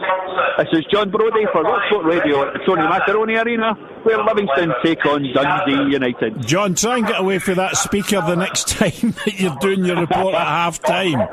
It sounded like one of these mashups that they do. John Brodie there at the Tony Macaroni Arena. He'll be back at half time with Bill Kilgour and Gary Hughes in just the juniors. I'll tell you what we'll do, guys. We'll take a quick break and we'll come back and we'll try and bring Mr. Burns round and, you know, get him back on the same planet as the rest of us. There are some things in life you treasure forever and take great pride in, as well as being a potential investment. Bob Harper is Scotland's premier rock culture artist, creating original and stunning portraits of true rock icons. From Bowie to Blondie and Presley to Prince, Bob's paintings are displayed in private collections around the world and remain unique in both style and technique, with each portrait featuring song lyrics by the musician.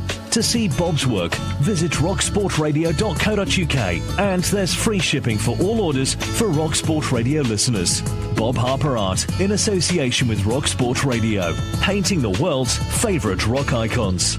It's predictable, but unfortunately, utility costs will probably go up.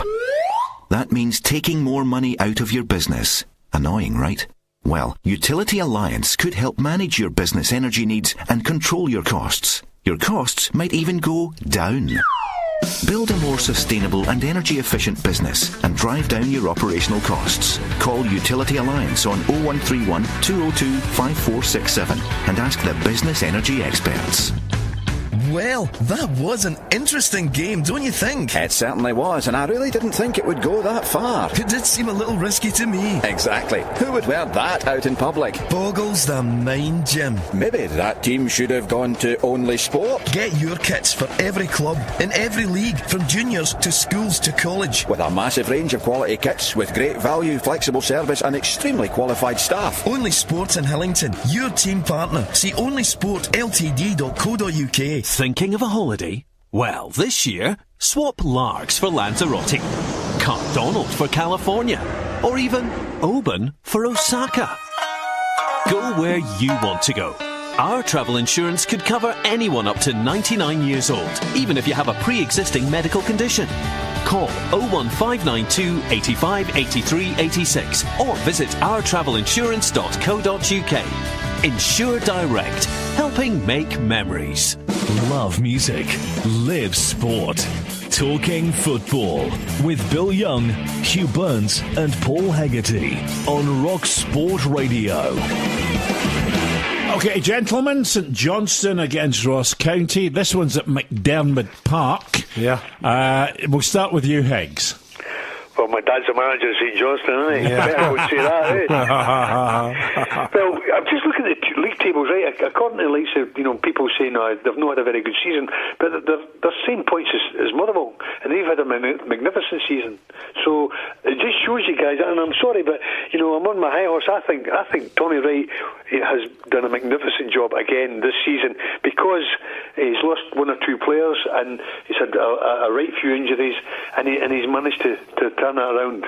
I just feel he doesn't get I don't think he gets the recognition that he deserves, guys. I really don't, and I feel sorry for him. But wonderful result last week against Motherwell, against a team that needs to win tomorrow to stay in the Premiership.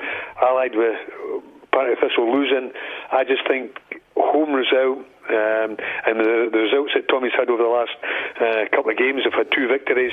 I just think they might just be too strong for Ross County. I do think Ross County will come down and obviously give it their all.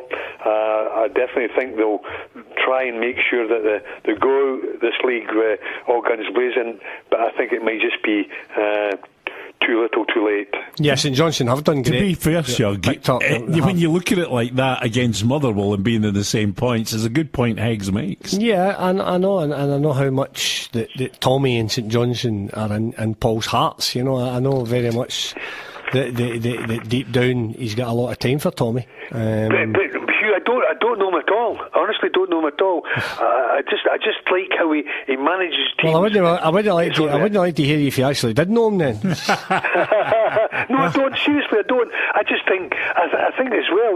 Being in the area, Dundee, United, St Johnstone, I don't think they get the recognition they deserve. They certainly don't get the couch to the turnstiles. No, I know that. We often look at that up here and down here, and the fact that where they are and great catchment area, and surprisingly, it doesn't matter how successful they've been over the seasons, Paul, the crowds haven't get any better. In fact, I think they've dwindled rather than on the upward curve, to be fair, and it's disappointing.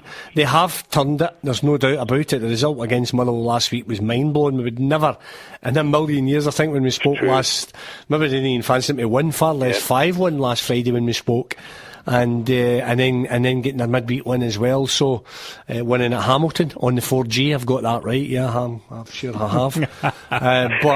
But I just think Ross County going down to Muirton tomorrow, and I'm only kidding on McDermott. I think the fact that Ross County will come down, Jimmy McIntyre will have them. Sorry, no, it's Stuart Kettlewell has got them. I'll have them organised, and it's a shame what's happened there as well. And it's very similar circumstances to United being in. The situation where they move on a manager, the very, very premature with Jimmy McIntyre and Billy Dodds. And don't even go back to that. I always thought they were the right people for the job. You did. No, you did. You said. No, you did. No, I didn't think you were against them. Yeah, I know. You thought they were all right for the job. I didn't think they were good enough for the job. No, but then when they did all right, and now you're saying they moved them on too quickly. You were never in favour of I've got Jimmy. to go with the flow, You were never in favour of Jimmy and Doddsy getting that. I wasn't in favour of Jimmy and Doddsy getting that, but after I see the debacle on the back of them, then yeah, they'd have been better sticking with them, in my opinion. I didn't think they were. The reason I kept saying it is they were Glasgow boys, and I didn't think the fit was right. You look then a bit own the Glasgow set up, down here, travelling up and down. You need a chuchter. You need somebody that's. You need somebody up there that knows the lie of the land up there, and you know they're a bit wet hunting the lugs up there at the best of times, aren't they? North, east, up a wee bit for that, you know. You can, and this and that, and you can, and that's what it's all about up there. You can, and you're better for that area. You can, rather than, and you know what the team talks like. You can. Do you know? I'm going to have to tell you something, and I think I think I mentioned it to you when we were in the office. There's you're sailing close to the wind, bearing in mind the expansion plans for this radio station. Yeah, I can. Well, listen, the very, very best of luck to Ross County. Two young managers coming down, want to keep them in. If they get a win, Thistle lose, they're in the playoff. That's the bottom line. You know that way. It's got now to the final game of the season. It's winner take all. They'll still fancy their chances if it got into a playoff and Thistle went down. Ross County could come down and beat St Johnstone tomorrow, but the fact St Johnstone's 2 in the bounce, we obviously Tommy thinking he's going to bring in new players. Players maybe playing their last game for St Johnstone tomorrow. Do they care? Yeah, they'll care. They're professional footballers. Will turn up and do it well. But Ross County, I think, are playing for more than St Johnstone, and you've got to look at it. And there's some crazy results on the last day of the season, guys. So you know you could really get a wee turn up for the books here. Hegs, the other good thing about this though now, and I think this with the playoffs and such like being in there, is the fact that he'll be doing something that's not going out on air. Don't worry about it. All right. The good thing about it, Hegs, is the fact that there are no dead rubbers really now. Well, that's the great thing about this system, and I think I've said to you before, guys, that you know it's great if you're a neutral and you're not involved in the management side of it or the playing side of it. You're only delighted if you get the correct result and you stay in the division or you win the league. So if you're a neutral, it's wonderful, but see actually being involved, it's a nightmare because you're never sure how it's going to go one way or the other, Bill. And things have been that bad for Ross County over the past few months. You know, you'd say, well, I'll tell you what, there's one game in the season to go. If you win it, the other team lose it. Do you take that? And you know, they're still in their pitching. That's the bottom line. How many times have you said to me throughout the course of this season? Never. No, you have. You've said to me, don't forget that Ross County are not cut adrift. I've never said that before to you in my life. Actually, you're right. It wasn't you. It was Hegs. It was. I knew I'd get my own back. It was a Motherwell thing. It's not. I've never said that before. It's not my fault. It's not my fault if your head wedged up your orifice. Yeah, they're right. They're in there pitching and still want to go. So this time tomorrow night, they could be sitting in the playoff and Thistle are down in the championship. All right, give me your prediction. Do you think that, Hugh? Do you think that? Paul, I've went for Thistle 1-0. And I'm going to go with Ross County purely because they need the result, and St Johnstone don't, so I'm going to go for Ross County 1-0 as well. There you go. Right. Okay. Go on the County, go on the Staggies, get in there. What are you going for, Higgs? Well, it's no surprise, Bill, eh? What am I going to say? 4-1 Tommy's team. 2-1 St Johnstone. 2-1 Tommy's team. 2-1 Tommy's team, you can. Let's move to Sunderland, and it's one of those games that Sunderland? Sorry, it's Sunday. That's you bloody bampot. Let's move to Sunday. What is happening? It's all fallen to pieces. It's been a long season. That's in Hamill's 4G Park. Why aye, man? You're off the hook now. Why aye, man? I can't believe it. It's been a long season. Your head's lost. You've gone. Do you want to swap seats? Full of bumblebees. You want me to go there and do a wee bit the last half hour? I've got a noggin full of bumblebees now. You've scrambled me. At least that's in Lanarkshire. You know what I mean? Doing this. That's true. Jesus, let's move to Sunday, and it's one of those games that Aberdeen fans dread. Yeah. As does Derek McInnes, I dare say now, Higgs. An old firm game, and one that could mean the difference between Aberdeen being second or not. It's a difficult one, really. this week for Aberdeen, they've had 2 home games, 2 draws, obviously against Hibs and Rangers. So I would have thought, during the week, Derek McInnes would be looking at least for 4 points out of the 6 to make sure that it's all going to be cut and dry and keep Rangers at bay and third place. It's exciting times, for the whole division, because Hugh's mentioned, like I said, the Thistle game and the Ross County game. There's lots to be played for, and there's still a lot to be played for. The second and third.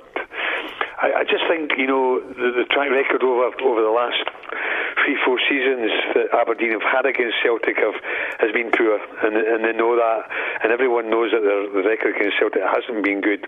Celtic are probably just doing enough, in the games. Okay, they won comfortably against Hearts at Tynecastle last week and drawing at home to Kilmarnock in midweek, and they're probably just keeping themselves right and just taking over, for the end of the season, and obviously looking towards the cup final. But I think Brendan Rodgers might play his strongest team tomorrow, or if not, it might only be 1 or 2 players out. But his main thought is to get a result against Aberdeen, but obviously, on this occasion, make sure that his players are wrapped up in cotton wool and ready to go for the cup against Motherwell next week. Listen to Rangers fans, Paul, in the lead up to the game are saying, there's a conspiracy that Celtic will let Aberdeen win, hoping that Hibs will beat Rangers, and we know it doesn't work that way. Players don't do that way. And you said about chopping and changing. It wouldn't matter who he brings in. He's bringing in quality footballers who'll want a chance to play the final game of the season. And it's a showpiece, isn't it? It's a massive game, full house, last game of the season. There'll be over 60,000 there, and it'll be a great atmosphere. So there's absolutely no chance right now. And if there's any Rangers fans out there thinking that Celtic will lie down, it doesn't work that way. We know that as ex-players, never lie down in my life, and players don't do that nowadays at any time that we know of, and we know because it'll not happen. The fact that it's at home, Celtic will want to continue their good run. They don't lose many goals, games, anything at Parkhead, and I think the same will continue. I still don't think Aberdeen are good enough to go and win big games, and that comes into that category. Same there. Rangers were vulnerable there, whether they're good enough or not, do you think the psychological thing and the fact that the fans now are starting to believe it? Yeah, Rangers were vulnerable there, and they couldn't beat Rangers, Bill. Rangers were vulnerable, and Aberdeen couldn't beat them at home. And Derek McInnes will come on at the end of the game and go, we bossed that game in loads of departments and thought we were going to win the game. We should have won the game, but again, it's a big game, Derek, that your team's no win. So if they can't beat Rangers at Pittodrie, what chance do you think they've got to go in and beating Celtic in Glasgow? I think you've hit the nail on the head, Bill, in regards to psychological. Until you get over that hurdle and beating that team that seems to sort of have an Indian sign over you, it's very, very difficult. And I've got to agree with what you were saying about there midweek. Rangers were there for the taking. You're expecting maybe Aberdeen to kick on and get a result against. Still couldn't do it, Paul. Still couldn't beat them at home. Rangers, not playing great. Got a result last week. Of course, but on the back of the terrible Old Firm performance, I think getting the slight lift, obviously winning on the back of Stevie Gerrard signing last Friday, but Rangers were vulnerable at Aberdeen. I don't think played that great in my opinion, did enough, but again you're expecting more for Aberdeen, and honestly I think Celtic, there could be a few goals tomorrow. I think Celtic will want to really, really go out in a bang and give Aberdeen a doon tomorrow. I can expect. But I think you're right as well, Bill. The Aberdeen fans are obviously upset because they can't do it against Celtic and Rangers as well. They're big games, Paul. They're basing themselves, up alongside the Old Firm, and they haven't done it off late. I think it's, big games, isn't it? That's big games. That's the games that the fans are wanting them to see, and they can't win them. And would Aberdeen beat Sunderland at this point in time? I think right now we would get a team out of RockSport to give Sunderland a game, to be fair. Well, I've always been a Black Cat fan, okay? Well, we're talking about the Black Cats. I was actually funny. We were. That's what put it in my mind. Yes, I was golfing. Post-hypnotic suggestion. I was golfing with a Sunderland fan yesterday, and he had said he was talking about the game here and the game at Sunderland, and I'd said to Bill when I came in the night, I says I was golfing with a big Sunderland fan yesterday, so that was obviously planted the seed in that big nut of his, and obviously it came out. You dropped an anchor. Sunderland's better than the 4G Hamilton. You've beat me. You've beat me. Listen, you're right. I have beat you. Beat you hands down. Don't get me wrong. I went on about the thing with doing such a wonderful job at Clyde earlier on in the season. Jim Chapman, and I didn't know that Danny Lennon had taken over and was on a fantastic run. So. I felt a bit of a numpty. It was Ali Graham that came on to Twitter and told you he's still Shuggy his shot up while he's ahead right now. He's not the manager there. I always think we've got our finger on the pulse of what's happening at this radio station. Yeah, we do. But listen, if I get it right, it gives us something to talk about, doesn't it? You know what I mean? But no, Jim Chapman, I was led to believe was still the manager. Danny went in there very quietly, even though it was all the papers in the national news.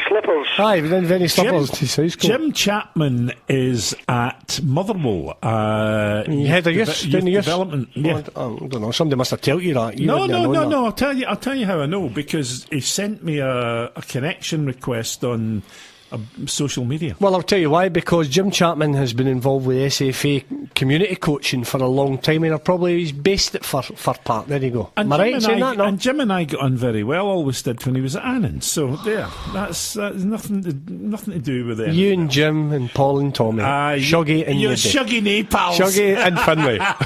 Shuggy and Finlay. His wee Doug's all it'll go for him. Wee Finlay's my mate. Right, boys, give me the prediction. You said lots of goals from Celtic. How many? I'm going to go Celtic 4-1.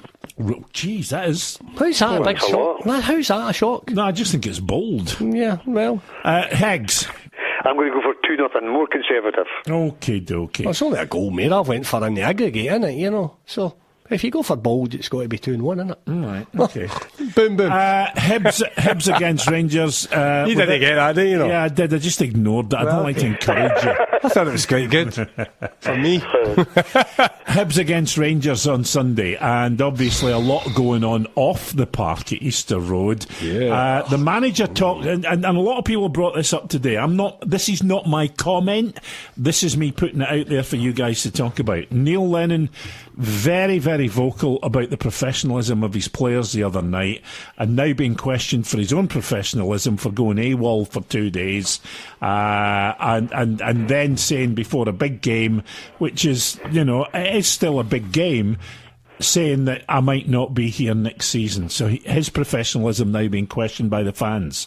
Well, listen, guys, something's happened behind the scenes. I think we're all long enough in the tooth to know exactly how it works at a football club. If there's a bit of disgruntlement between the manager and the chairman and the chairperson and the owners and shareholders, call it what be, and the board members, then there's ways of getting that out there, and that's through what we read every day. And if you read it in the papers, these guys are no daft. 9 times out of 10, they're never far away. Whether Neil Lennon has been tapped, been got at, whatever, for a club, because again, I think you had maybe said that a couple of weeks ago that he's came and his stock has risen again, that somebody might take a chance with him. I asked Stephen McKinnon outright last night, do you think he's been tapped? Mm-hmm. Well, there you are, it comes into my thoughts, and I didn't know you'd spoke to Davey about that, because I don't usually listen to you and Davey on a Thursday night anyway, to be fair. So, I didn't know that for a fact, and it came into my thoughts that it happens, Bill, we know that. He'll have a strong agent. The Bolton thing didn't work out for him. There'll be jobs going now in the summer in England. He might feel as if he's taken Hibs as far as he could. Dylan McGeoch, John McGinn, Scott Allen, players like that he could be losing.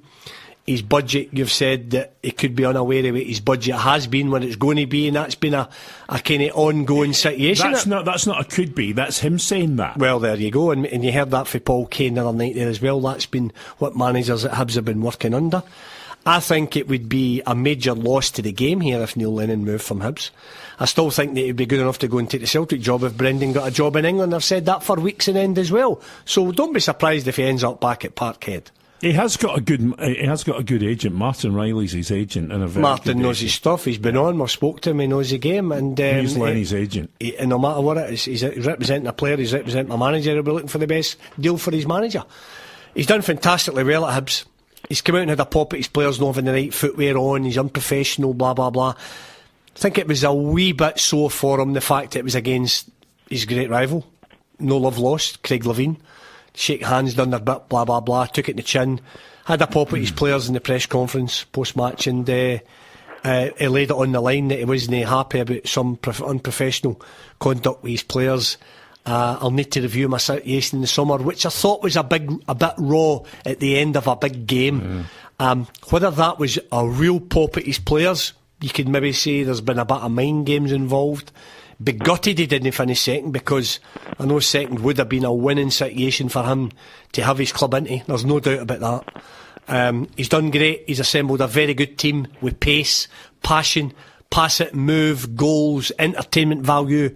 Hibs are up there with even Celtic, I think, this season. And I think better on the eye than Rangers and Aberdeen. And it'll be hurting that he didn't finish second. It'll be hurting he couldn't go and win at Tynecastle, because I think we all fancied him Monday night. I think we did. We did fancy him to go and win. And again, you said that Hearts will be charged up, and Hearts were charged up because there was tackles flying in left, right and centre, and you said that you've got a feeling that Hearts will have them wound up, and that's exactly how it was. You called that one. But to have a go at his players right after the game, it's refreshing to see, and there's nobody to take second prizes with Neil Lennon, which I like to see as well. And that's a manager that'll not be bullied, and he'll go about his business in the way he wants to go about it.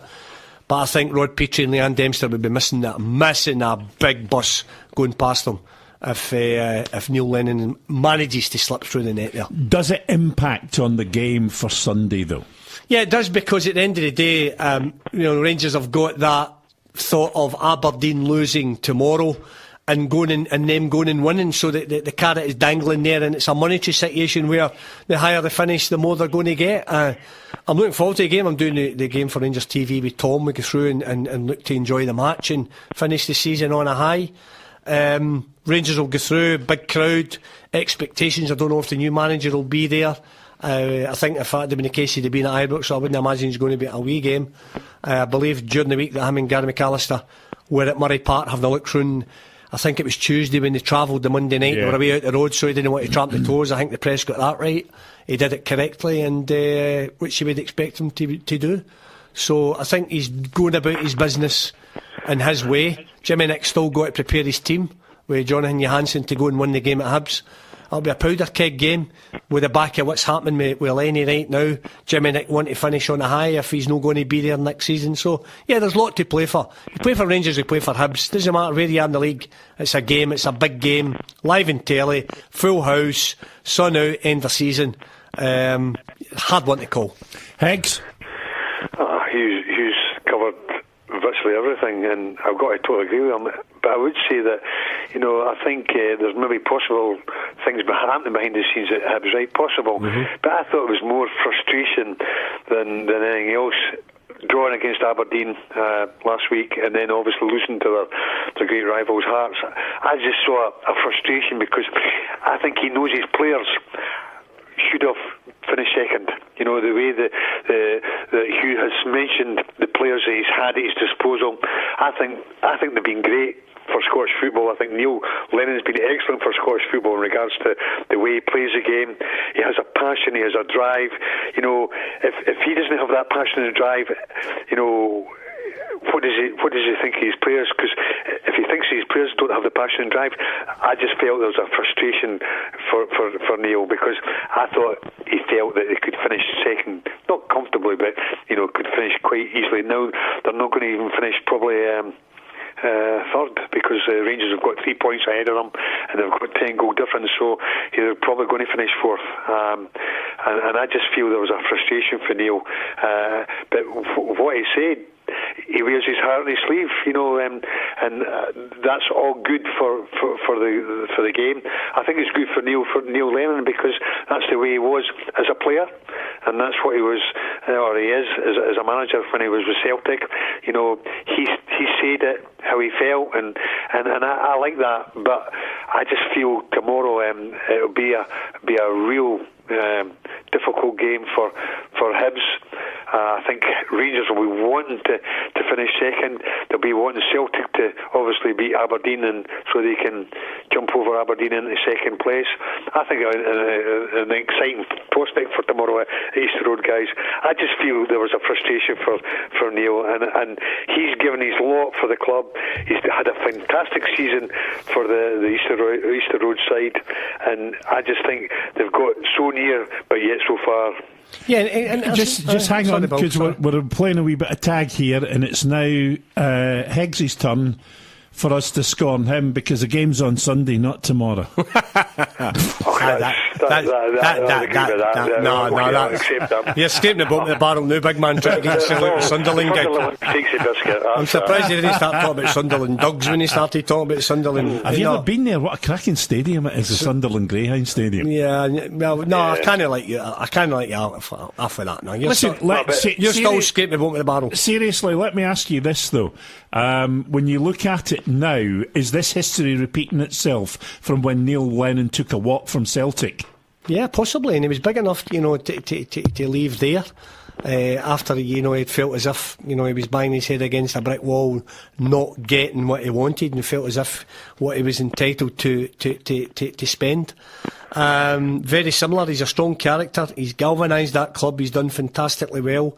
And I think he should have been up there for Manager of the Year. How Jack Ross gets that before Neil Lennon, God only knows. I don't understand how that stacks up. It's the writers that do it, players, whatever, and who votes it. So it's a strange one for me. Anyway, I think he's made his mind up. I think it looks like. Do you think so, Hugh? Yeah, I think so. He says he'll review it in the summer.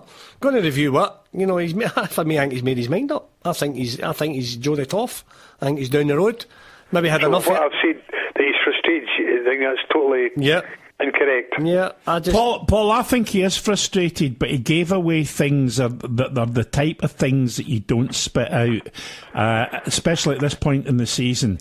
He said, I don't know what my budget is for next season. In fact, I've not known what my budget is for this season. And there's lots of things going on behind the scenes. Well, I think if he does leave, I think Hibs will be worse for it, because I think he's been magnificent for Hibs. He has, Paul. I think he's a hard act to follow. Who goes in there? And again, albeit Rod Petrie and Leanne Dempster, are they trying hard enough to work with him and give him the budget that he wants? Because you could be looking at a double whammy. You could be looking at the players that we're talking about, like McGeoch and John McGinn. And Scott Allen going back to Celtic and not getting the budget to replace these players now. Who do you get in Scotland to replace John McGinn and Dylan McGeoch and Scott Allen? I don't know. Names don't shout out at us, do they? Let me ask you this question. Who do you get in Scotland to replace Neil Lennon at Hibs? Yeah, who do you look at? If Jack Ross doesn't get or doesn't take, here's another one. Opens up can of worms at the Ipswich job. Would it be somebody like that they would look at? Possibly, because Jack Ross is getting mentioned for loads of jobs. So I think they're not looking at that right now, or they might be. So you just don't know what they're doing. But anyway, what do you think the score's going to be anyway on Sunday? I think it'll be 1-1. Yeah, I think in the back of the disgruntlement for Lenny and Rangers going through again, looking forward to the new season. It's the last game. They get through there, big crowd. I think Rangers will sneak. Without playing great at the moment, I think there'll be a wee bit of flatness for Hibs. Or the flip side of it, there'll be a wee reaction after the Hearts game. So, Higgs could be right. I'm going to go with Higgs. I'm going to go sit in the fence. You're going to go 1-1 as well? 1-1, yeah. OK, let's round up the Premiership before we take a quick break. Kelly against Hearts. Kelly, a good result at Celtic, even though that they kind of... And they played well at Ibrox last week as well. Played tight, they were good. Rangers. I'm going to be absolutely blunt. I think Kelly got the result they played for against Celtic. Yeah, they did, but it's still a big major achievement to go and get that point. I'm not saying it's not. Well, listen, managers set their stall out to go and either win the game, draw the game. Nobody goes out to set... Hard to beat, Bill, it is. You go out and set your stall out to be hard to beat, not to go out and go for a draw. I agree with you. I wasn't saying it in a disparaging way. Well, that was the way it sounded from you, Bill. Why don't you shut up? Higgs, what are you doing with your jotters there? You're making a hell of a noise. There's my jotters, that's my school jotters, okay? Oh, jotters. Hearts coming off the back of the win against Hibs as well. Tails up. Naismith going back to his old stomping ground. Looks as though he's getting himself fit. He's taken the 2-match suspension, hasn't he, for the Scott Brown thing? Oh, right, okay. So he'll not be playing. But that, wait a minute. Wait a minute. That still doesn't get anywhere near Sunderland trap one. Hang on, but you've had two, I've only had the one. Doesn't matter. You've had two, I've only had one. No, it doesn't happen. Doesn't happen. I made a mistake. I didn't know the suspension citation. That's it. So he's still a Hearts player. He'd have been still in the squad till the suspension comes through. End of chat. So he's out. He's out. Okay. So he'll not enjoy going through to his old stomping ground. But he'll enjoy going through talking to his old pals and all that, and he'll know the folk that are there. So that's why I didn't necessarily mean he'll enjoy going through playing. What I meant was he'll enjoy going back to his old stomping ground to have a pie at half time with the boys now. So there you go. Very good. That's what I meant. See, you were down my throat early doors, big fella. Calm your jets. That's a game. He's going back, and it is his old stomping ground. He's a Stewarton boy, I believe he's still living up in Stewarton, and he'll have friends there, so he's going back to his old stomping ground. Now that we've established he's going for a pie, let's just... No, Big Lafkin scored. He's got 18-19 goals. I spoke to Big Levine after 2 games back, and we get chatting. I says, listen, he could still score goals here. He says he would, wouldn't he? I says, aye, and I still think people see Big Lafferty being able to score at a really good level. He's been a brilliant signing. Got himself sorted out. Great. Came out in the papers. He did a half season personally as well, talking about his gambling and going to GA and getting help for, John Hartson and these guys. And that's great. He's come out and he's actually kicked on for that. So the demons were in there. He's got them out. He's got himself sorted out. And he's scoring goals for his club. Fans love him. Know that. Sat in there with the Jambos at a couple of games and they absolutely adore him because he puts a shift in. Yeah. They all know his background. He's a Rangers fan, Irish boy. But I'll tell you something, they can never point the finger at Lafferty no putting it in. And he's done the business for them. Yeah, no, you're absolutely right. Paul? What I'm going to say about Kilmarnock is it's been a difficult few weeks, since the split. They have reached their Everest, I think, 5th in the league, and I think it's been a magnificent season for Kilmarnock and Stevie Clark. And I'm sure Stevie will be disappointed with what's happened over the last few weeks, but I think inwardly, he'll be so proud of his personal achievements and the achievements he's got for the Killie fans and for the town of Kilmarnock. I think it's been fantastic. Likewise, you get the Hearts and what Hugh's saying about Hearts. They'll be delighted with the midweek result against their rivals. Albeit they lost, I think, fairly convincingly against Celtic last Saturday at Tynecastle. But I just think it's a game that both clubs will just want to see the end of the season. Hearts can't catch Kilmarnock. Kilmarnock are comfortable in 5th place, and I just think it's a game that 2 managers will just want to see the season out and go their holidays, and then make sure that come the new season they start afresh. So what do you think the score's going to be? I think Kilmarnock will just win 2-1. I do. And they do a lovely pie through there. Oh. Well, we'd better ask Stephen Naismith because he's going through for a pie. The Killie pies are absolute. You ever had a Killie pie, Paul? No, I haven't.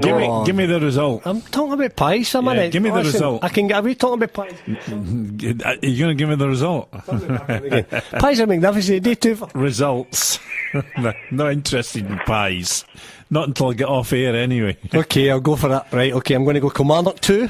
Right. Hearts 2. Okay, listen, let me tell you guys, which is quite exciting. Yeah, Dundee United have scored. No, they've not kicked off because of the size of the crowd. It's been delayed. Oh, there you go. Been delayed, size of the crowd. And Hegg said 1,000. I know his club better than him. I says nearer 2,000 will be down there tonight. Listen, believe me. We'll take a quick break. We'll come back. We'll talk more football. Radio the trusted medium giving you access to the RockSport Radio audience, effectively your potential customers. It's straightforward, cost-effective, and available on and off air. Whether it's adverts, sponsorship, promotions, or digital, we can build a bespoke campaign including tailored production services, working with you to deliver the return on investment your marketing deserves and our experience provides. To access the RockSport Radio audience across central Scotland, and for more information, go to rocksportradio.co.uk/advertising. Thinking of a holiday? Well, this year, swap Largs for Lanzarote, Cardonald for California, or even Oban for Osaka. Go where you want to go. Our travel insurance could cover anyone up to 99 years old, even if you have a pre-existing medical condition. Call 01592 85 83 86 or visit ourtravelinsurance.co.uk. Insure Direct, helping make memories. Well, that was an interesting game, don't you think? It certainly was, and I really didn't think it would go that far. It did seem a little risky to me. Exactly. Who would wear that out in public? Boggles the mind, Jim. Maybe that team should have gone to Only Sport. Get your kits for every club, in every league, from juniors to schools to college. With a massive range of quality kits, with great value, flexible service and extremely qualified staff. Only Sports in Hillington, your team partner. See onlysportltd.co.uk. It's predictable, but unfortunately, utility costs will probably go up. That means taking more money out of your business. Annoying, right? Well, Utility Alliance could help manage your business energy needs and control your costs. Your costs might even go down. Build a more sustainable and energy-efficient business and drive down your operational costs. Call Utility Alliance on 0131 202 5467 and ask the business energy experts. Love music, live sport. Talking football with Bill Young, Hugh Burns and Paul Hegarty on RockSport Radio. Eggs, I've got bad news. They have started now and Livy are a goal up. Does it surprise me? Oh dear. Does not surprise me. Guys, we're on a bit of borrowed time now, but there's playoffs, of course, and we know that we've already got a goal at Tony Macaroni.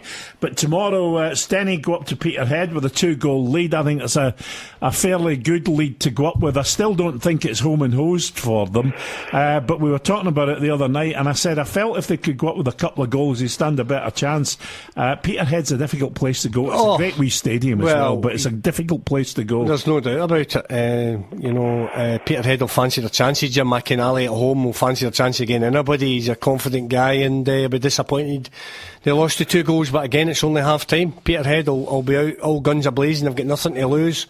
Steny have got to sit tight. If they get a goal, then if Steny get an away goal, it's all important. They need 3 at least to get to the extra time. So Peterhead, they'll pop a fight off it. I think they might win the game, but I don't think they'll get through. Heggs, just very quickly, if Peterhead don't go through, it's a question of them being the bridesmaid again rather than the bride. Yeah, I must admit, so what Hugh was saying about Peterhead, I think they've got McAllister, who always score goals. I know he missed a penalty against Ellesmere in midweek, but he's always liable to score goals at that level, and he's renowned for that. So even it's 2-0, I'm sure Jim will still fancy his chances, and it might go extra time, as Hugh said, but it'll be tough. I've not seen Ellesmere or Peterhead this year at all, but I don't think there's very little between the two sides, but I think it could go to extra time, Bill. Okay, it's the night out, isn't it? If you stay up there in Peterhead, even Alec Hotspur got a bird in Peterhead, so there's a chance of it happening if you want to stay on and have a wee swanee. Cowdenbeath against Cove Rangers. This could be the end of an era. It was what? Cowdenbeath against Cove Rangers. Yeah. How did the first game go? 0-0. 0-0. Yep. See what exciting stuff, huh? Again tomorrow, Cowdenbeath as well at home under Gary Boland. And I think he's did okay, isn't he? Is Gary Boland, or is it Jim Chapman? No, it's Gary. Is it Gary Boland? Well, Gary, he's always up for it, isn't he? He's always in the front foot and looking to get the best out of his players. And the 0-0 away from home first leg, he'll take them down to Station Park. it'll be a full house. So, you know, there'll be a great atmosphere there. Station Park. Station Park. I've been there before the speedway starts. Station and they'll be there with the leathers not on. Sportford. Aye. The Central Park, you mean? Central Park, aye, I said that. Station Park. But you knew what I meant, didn't you? I'm not sure the ones you're doing on purpose and the ones you're not now. You knew what I was talking about. When I mentioned Speedway, you knew exactly. They've never done Speedway at Station Park, have they? Speedway, it's banger racing. Banger racing? Stock car racing. Few more birds up there. Stock car racing. Right, finally, so who do you think's going to go through, Cove or Cowdenbeath? I think Cowdenbeath will just sneak it. Can I phone a friend? I think Cove are better prepared for this, and they've got the new stadium coming at Cove, Meg and things. The voice like are that. easy now. No, it knows everything about Cove now. I just think you don't even know where they play. They're better. They've got a new stadium getting built at Nig Bay. Oh right. Oh, that's right. So they're up there. That's right. What's wrong with you? I've got it map. I've got it on my phone. I'm going to go for a Cowdenbeath 1-0. Okay, Dumbarton against Alloa. And great result for Dumbarton the other night. Aye, Stevie Aitken was in the other day talking to Alec, and I'd said to him, "See, I didn't put the whammy on you, telling you that the Bunnet had been promoted 7 times." Yeah. And he just laughed and said, "No," he said, "but let me tell you, it played on my mind till we get away with the result." Yeah. So it's a cracker.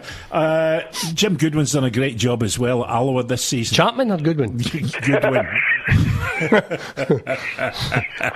Yeah, that's right, exactly.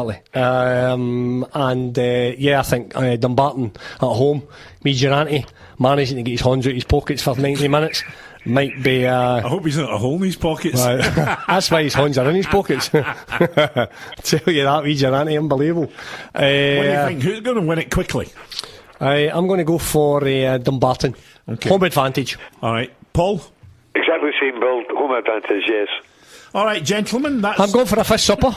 I'm just to let you know. I've just been asked what I want for my dinner. I'm going home for a fish supper. Is that wise, bearing in mind the state of your guts and the way they've been gurgling here? Don't you worry about that. So, Bill, is that correct? Livingston are winning 1-0, eh? Yes, they are. They're winning 1-0. 1-0. We'll just give you a wee update. I'm sorry to say, Higgs. We'll just give you a wee update. The score is Livingston 1, United 0. Right. And Hugh thinks there'll be more than 1,000 United supporters there, okay? And Dundee United, according to my Twitter, haven't had a touch of the ball yet. All so, right, guys, got to say good night. Thank you. We'll speak to you next week. And up next, just the junior. Love music. Live sport.